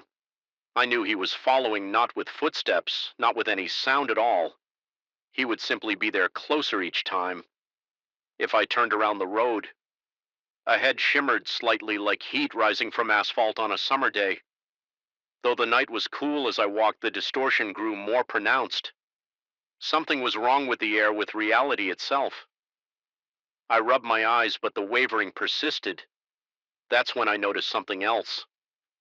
The road wasn't taking me home. I'd been walking for what felt like 20 minutes, and I should have seen my mailbox by now, the large oak tree that marked my property line. Instead, the road stretched endlessly ahead, identical in every direction. Panic bubbled up my throat. I was lost on a road I'd traveled twice daily for years. Impossible, yet the evidence was undeniable. I was somewhere else, somewhere that electromagnetic fields generated by living organisms. The description matched my experiences too closely to dismiss as coincidence.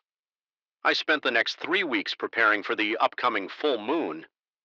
I installed motion-activated cameras in the attic and placed sound recorders at strategic locations. I researched protective measures mentioned in the online forums, lines of salt at thresholds, specific herbs known to repel negative entities, symbols of protection drawn in chalk. Half of me felt ridiculous. Taking these measures, the other half remembered the deep gouges in solid hardwood and the strange arrangement of objects in the circle. When the full moon finally arrived, I was ready, or so I thought. I sat in my makeshift command center in the spare bedroom, surrounded by monitors connected to the cameras. The local weather forecast had predicted cloudy skies, but as evening approached, the clouds dispersed as if deliberately making way for the moon's ascent. The first hours passed uneventfully. The monitors showed nothing but the still dust-filled attic. Then, as the moon reached its zenith around midnight, the temperature in the house plummeted. My breath formed visible clouds in the suddenly frigid air. The familiar odor returned stronger than ever, seeping into every corner of the house. On the monitors, I watched in horror as the dust on the attic floor began to swirl, forming a vortex at the center of the ritual circle. I discovered the cameras flickered, their digital displays distorting as if affected by some powerful electromagnetic field. Then, one by one, they went dark. The scratching began no longer above me, but throughout the house, as if whatever dwelled in the attic had expanded its territory. The sound emanated from inside the walls, under the floorboards, even from within the heating vents. My ears popped painfully as the air pressure in the house changed, becoming dense and difficult to breathe. I tried calling for help, but my phone showed no service. When I attempted to leave through the front door, the knob turned red hot in my grasp, searing my palm and sending me reeling back in pain. Every window had fogged over with a thick viscous condensation that no amount of wiping would clear. As I stood in the hallway, paralyzed with indecision, the trap door to the attic slowly opened by itself. No creaking hinges this time, just a silent, deliberate movement that defied physics. From the dark rectangular opening, that fetid odor poured down like a waterfall of invisible miasma. Time seemed to distort as I watched the darkness at the opening. At first I saw nothing, but as my eyes adjusted, I detected movement. Not a solid form, but a rippling disturbance in the air, like heat waves rising from hot asphalt. The disturbance expanded, flowing down from the attic like liquid shadow. My legs gave way and I collapsed against the wall, my heart threatening to burst from my chest. The rippling darkness approached, bringing with it a bone-deep cold that seemed to freeze the marrow in my bones. As it drew nearer, I began to discern a pattern within the distortion. Something almost like a face, if a face could be composed of constantly shifting smoke and shadow. What happened next remains fragmented in my memory. I recall running to my uncle's study, driven by some instinct I couldn't explain. The room had remained largely as he left it, with bookshelves lining the walls and his old desk dominating the center as the temperature continued to drop and the scratching sounds converged on the study door. I frantically searched the desk drawers. In the bottom drawer, I found a leather-bound journal, its pages filled with my uncle's increasingly erratic handwriting. Flipping through it desperately, I found an entry dated exactly 15 years ago. During a full moon, my uncle had described discovering the same ritual circle I had found, but he had gone further. He had completed the ritual, thinking it would grant him communion with natural energies. Instead, it had created a bridge, a doorway for something that existed in the spaces between dimensions. The final pages contained his desperate solution, a counter ritual that would bind the entity to the attic. Preventing it from fully manifesting, he had performed this binding during each full moon, sacrificing his own blood to strengthen the seal with his death. The binding had weakened with each lunar cycle as the study door began to bulge inward, the wood splintering under invisible pressure. I cut my palm with a letter opener and hurriedly performed the ritual. Described in the final pages, the words felt foreign on my tongue, ancient syllables that seemed to vibrate with their own power. The effect was immediate, the pressure in the room reversed, creating a vacuum that pulled the shadows back toward the attic. The temperature rose rapidly and the scratching sounds receded. I followed the retreating entity, my bleeding hand extended before me, continuing the chant as I forced it back up through the trap door. When it was finally contained, collapsed on the hallway floor, exhausted beyond measure. According to my uncle's journal, the binding would hold until the next full moon, when I would need to renew it. That was 4 lunar cycles ago each month. As the full moon approaches, I prepare the ritual components. Each month, the entity tests the boundaries of its prison, growing stronger, more intelligent in its attempts to break free. Sometimes I hear it speaking not in words, but in impressions that form thoughts in my mind. It makes promises, offers knowledge and power beyond human understanding. Last month, it showed me visions of what it could help me become. The images were seductive, offering evolution beyond my mortal form. For a moment, I considered accepting its offer, wondering if my uncle had originally intended to merge with it before losing his nerve. I now understand why my uncle became a recluse. This house cannot be abandoned. The binding is connected to the bloodline that performed it. If I leave, the entity will break free, seeking the one who imprisoned it, so I remain a jailer in my inherited prison. Tomorrow night brings another full moon. The scratch marks on the attic floor have begun to glow with a faint blue luminescence. The odor has started seeping through. Earlier than in previous months, I found new symbols carved into the undersides of furniture appearing when I'm not looking. I fear the binding is weakening, or perhaps the entity is evolving, finding new ways to influence our world. Sometimes when I look in the mirror, I notice my eyes reflecting light oddly. Like an animal's in the dark, my teeth ache constantly as if shifting in my gums. And lately I've been wondering why I continue to fight. It would communion with such an entity be so terrible? My uncle feared it, but perhaps he lacked vision. Perhaps this is evolution calling tonight. As the moon rises, I will ascend to the attic once more. Whether I go as jailer or supplicant, I have not yet decided. Looked like my road, but wasn't. Or perhaps I was exactly where I should be, and it was the world that had changed around me. A sound finally broke the unnatural silence. A soft footfall behind me, then another, measured, unhurried, deliberate. I ran my dress shoes slapped against the asphalt, my tie flapping over my shoulder, lungs burning with each gasping breath. The mist thickened around me until I could barely see a few feet ahead. Still I ran, even as a certainty grew within me that I was running in circles, or worse, that I was running directly toward what I was trying to escape. The air temperature plummeted suddenly. My exhaled breath clouded before me, and a bone-deep chill penetrated my suit jacket. The mist parted momentarily, and I saw my house ahead, dark, and still a sanctuary. If I could reach it, I stumbled up the driveway, fumbling with my keys, my hand shaking so violently that it took 3 attempts to fit the key in the lock. As the door swung open, I risked one final glance back. The road was empty. Relief flooded through me as I slammed and locked the door behind me.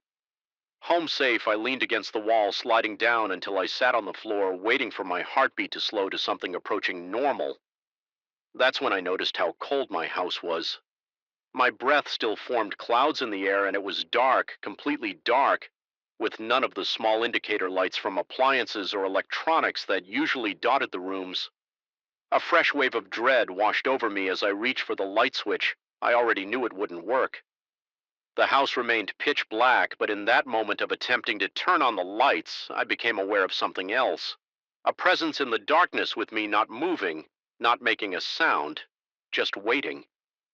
My phone screen provided the only illumination as I activated its flashlight function with trembling fingers. The beam cut through the darkness, sweeping across my familiar living room. Nothing seemed out of place. Nothing was there. I advanced slowly through the house, checking each room, telling myself I was being paranoid. The flashlight beam trembled with the shaking of my hand, casting juddering shadows that seemed to move independently of its source in my bedroom. The beam fell upon my dresser mirror, and there, reflected behind me, stood the figure not in the room with me. I spun around to confirm this, heart nearly stopping, but somehow in the mirror behind me, those shadow eyes fixed on my reflection, I stumbled backward, dropping my phone. The flashlight beam spun crazily across walls and ceiling before settling, illuminating nothing but ordinary bedroom furniture. When I retrieved it and checked the mirror again, it showed only my terrified face for hours. I sat with my back against the bedroom wall, flashlight trained on the mirror, waiting as dawn approached my phone. Battery died, plunging me back into darkness. I remained motionless, afraid that any movement might attract attention. Morning sunlight eventually filtered through my curtains, revealing a completely normal bedroom. Power was restored, clocks blinking. Needing to be reset outside, my car sat in the driveway. Though I had no memory of driving it home since that night, I've developed routines. I never drive after dark. I've installed the brightest security lights money can buy around my property. I keep flashlights in every room. Sometimes in unguarded moments, I catch glimpses of him reflected in windows or standing at the periphery of crowded places, always watching with those eyes that aren't eyes, always waiting. I've researched local history, looking for stories of missing persons along that stretch of road or accidents involving pedestrians. I found nothing concrete, though there are whispered stories among older residents about travelers who took wrong turns and found themselves on roads that shouldn't exist. What was he, a ghost? A hallucination? Something else entirely? I don't know, but I understand now what he was doing on that road. He wasn't seeking a ride to some physical destination, he was looking for a way in.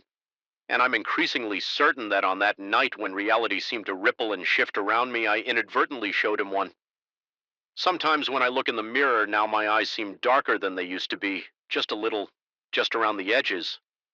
And in those moments I feel him watching, not from outside, but from somewhere much closer. Waiting in the first night, I heard the breathing. I convinced myself it was just the old pipe settling by the third night. I knew better. Something in this house was alive, and it wasn't me. I never wanted to move to Oakage Lane. The neighborhood sat in a depression between two hills where fog settled each evening like a shroud. But the rent was reasonable, and at just 15 minutes from my new job at the tech firm, the location was ideal, a small sacrifice for a career advancement. I told myself just a stepping stone, a few years here.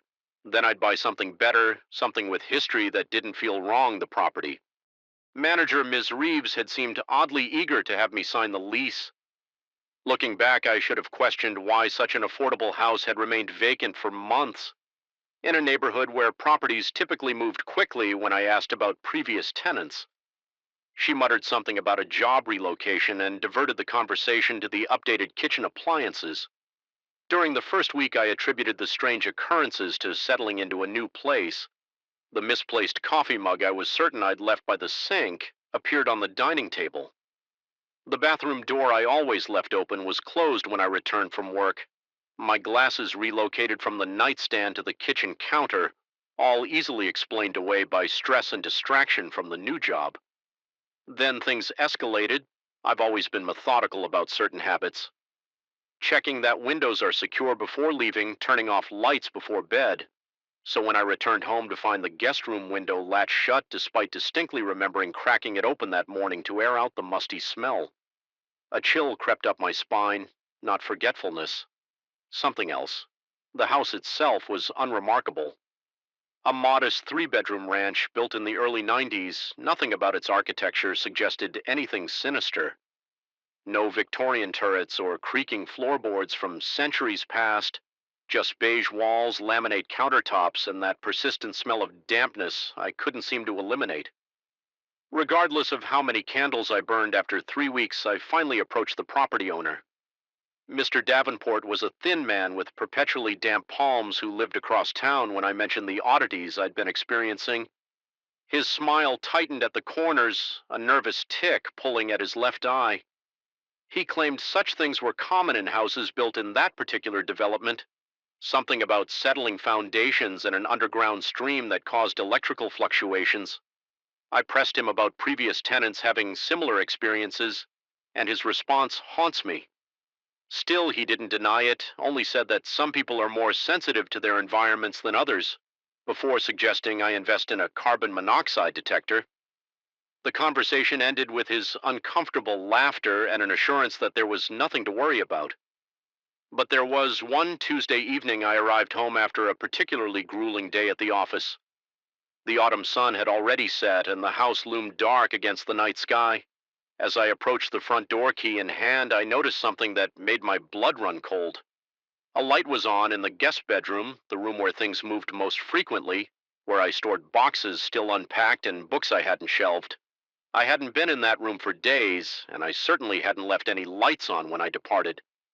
That morning, my hand trembled as I inserted the key. The rational part of my brain suggested a power surge, perhaps, or a timer I'd forgotten setting. But deep down, I knew better. Inside the house was silent except for the persistent hum of the refrigerator. I moved through the living room down the hallway, my footsteps echoing against the laminate flooring.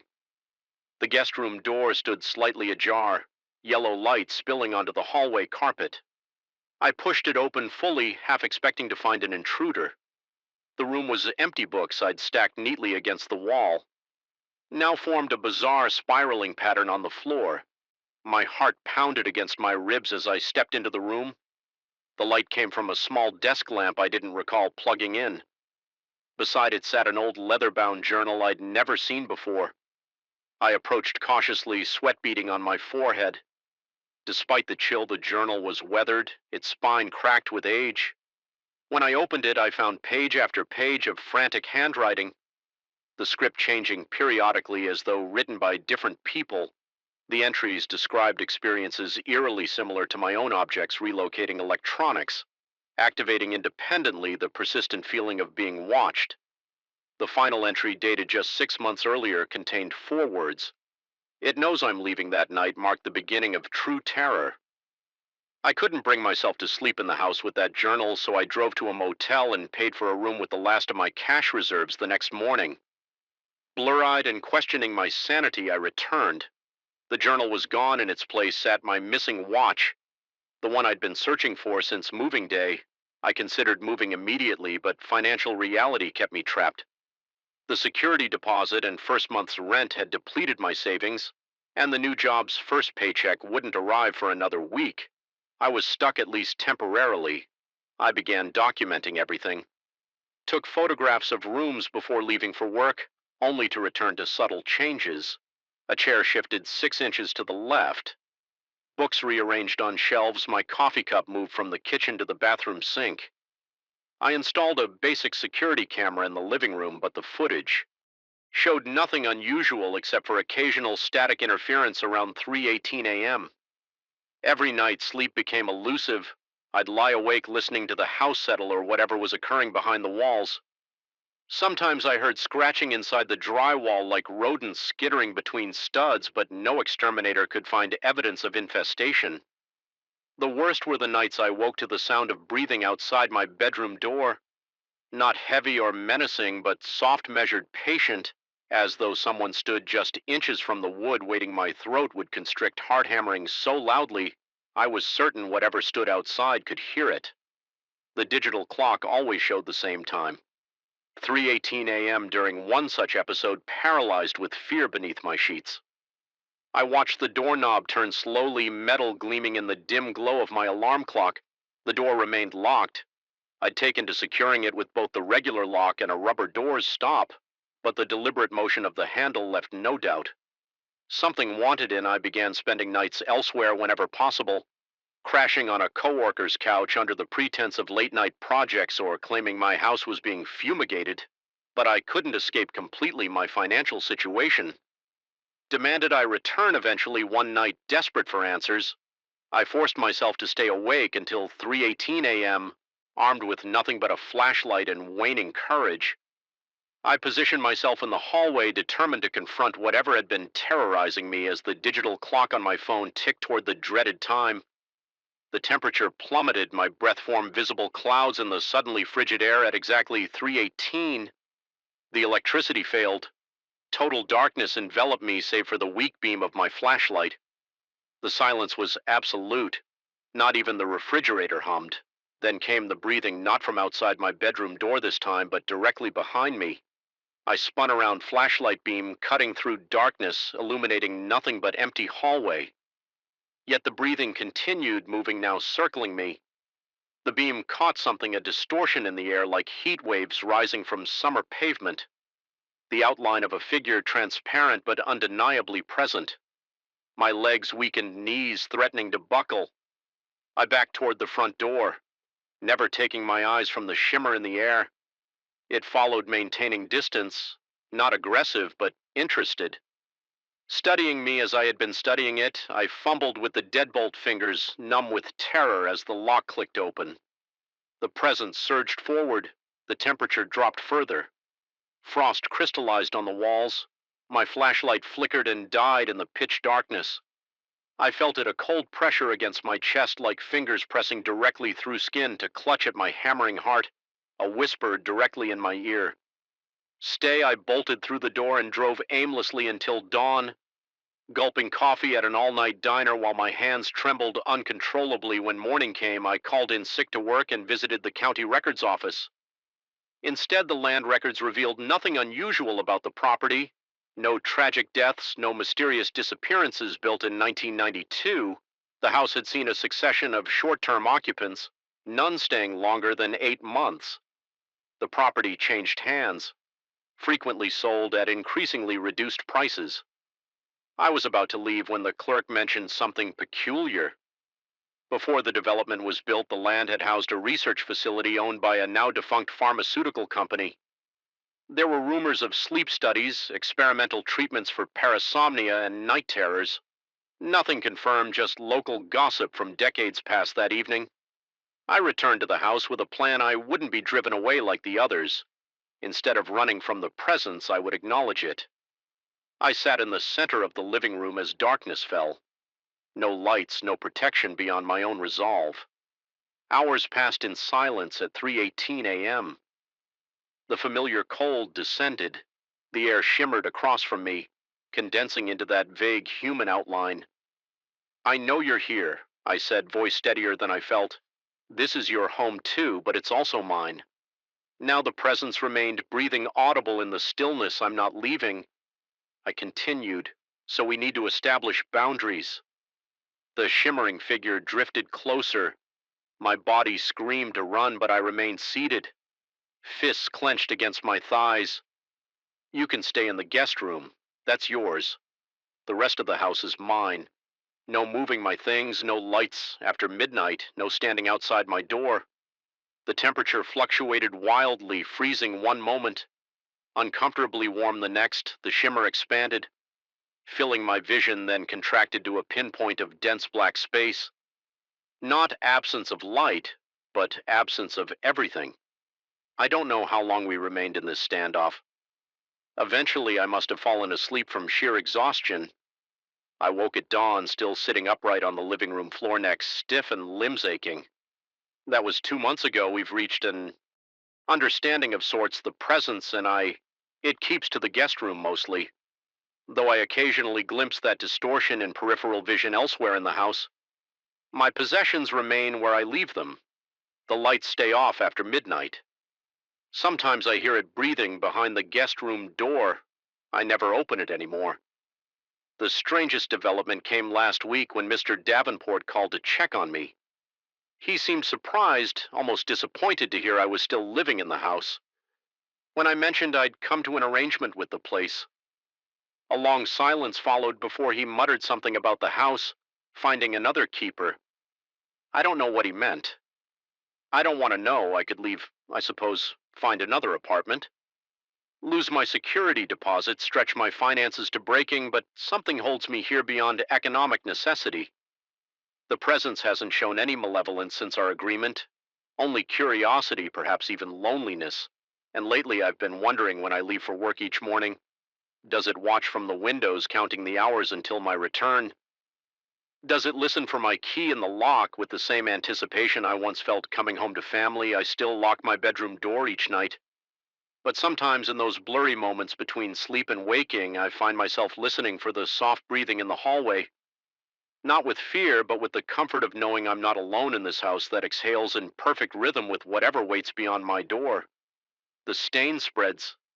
Each night it grows a little more across the fabric of my cap. I've tried everything. Bleach, gasoline, industrial grade solvents that burned my fingertips raw, but nothing removes it. The discoloration isn't red like blood or black like oil. It's something else entirely. A color that shouldn't exist, that has no name in any language I know, and sometimes when the light hits it just right, I swear it moves, pulsating like something alive, something hungry. It's been 43 days since the accident that evening began like any other. I was riding my motorcycle back from a late shift, taking the rural highway that cuts through the abandoned lots on the edge of town. Most people avoid that stretch after dark, poor lighting, crumbling asphalt, and a general sense of desolation that makes even rational men uneasy. But it saved me 15 minutes on my commute, and I'd taken it 100 times before. Without incident, the moon hung heavy in the sky, nearly full but partially obscured by thin racing clouds. It created an effect like a strobe light alternating between silver illumination and inky darkness. As I leaned into the curves, the temperature had dropped unexpectedly and my fingers ached with cold. Inside my gloves, I remember thinking I should have worn the thermal liner. I never saw what caused the accident. Something in the road, perhaps an animal debris or just a pothole hidden in shadow.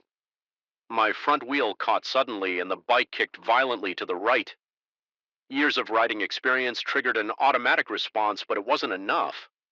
The handlebars wrenched from my grip, and I felt that sickening weightlessness as my body separated from the machine. The impact knocked the wind from my lungs. I tumbled across the asphalt, my helmet scraping against the ground with a sound like distant thunder. When I finally stopped rolling, I found myself sprawled at an awkward angle against the curb, my left knee screaming in agony. My motorcycle lay on its side 30 feet away, headlights still blazing but pointed at an empty sky. Pain radiated up my leg in nauseating waves. I attempted to stand but collapsed back to the ground, teeth clenching to suppress a howl.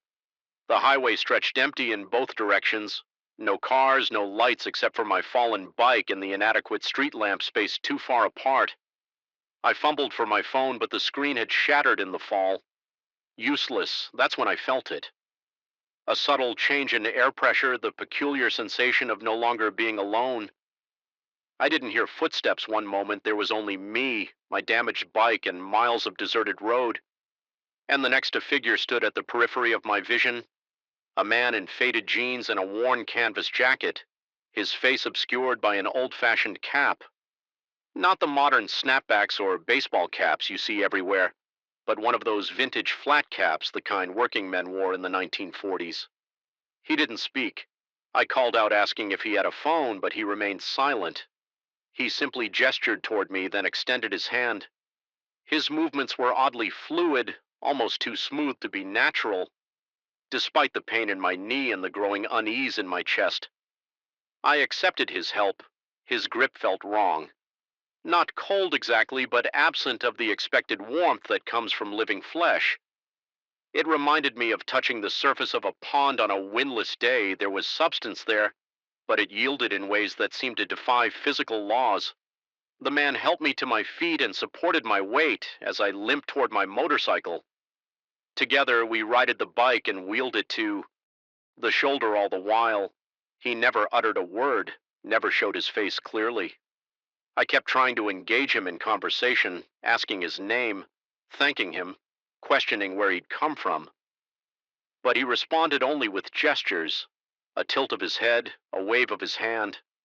When the bike was secure, he pointed down the highway toward a distant glow.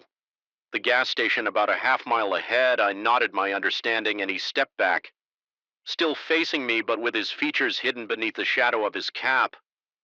I thanked him again and started to hobble away. Using the guardrail for support after about 50 yards, I turned back to wave. Thinking perhaps he was waiting to ensure I could manage the road behind me, stretched empty under the pulsing moonlight. He had vanished as silently as he had appeared. I told myself there must have been a side road I hadn't noticed, or perhaps a path leading into the vacant lot beside the highway.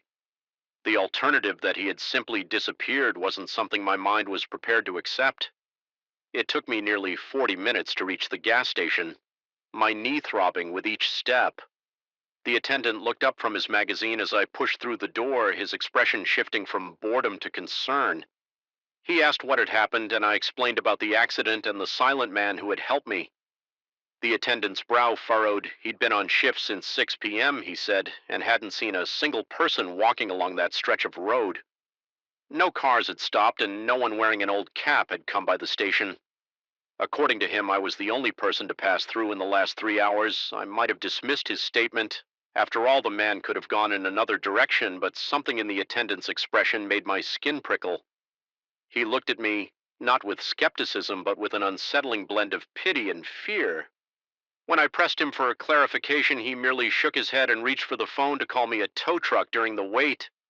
I cleaned up in the restroom, carefully washing the scrapes on my palms and the blood from a small cut above my eye.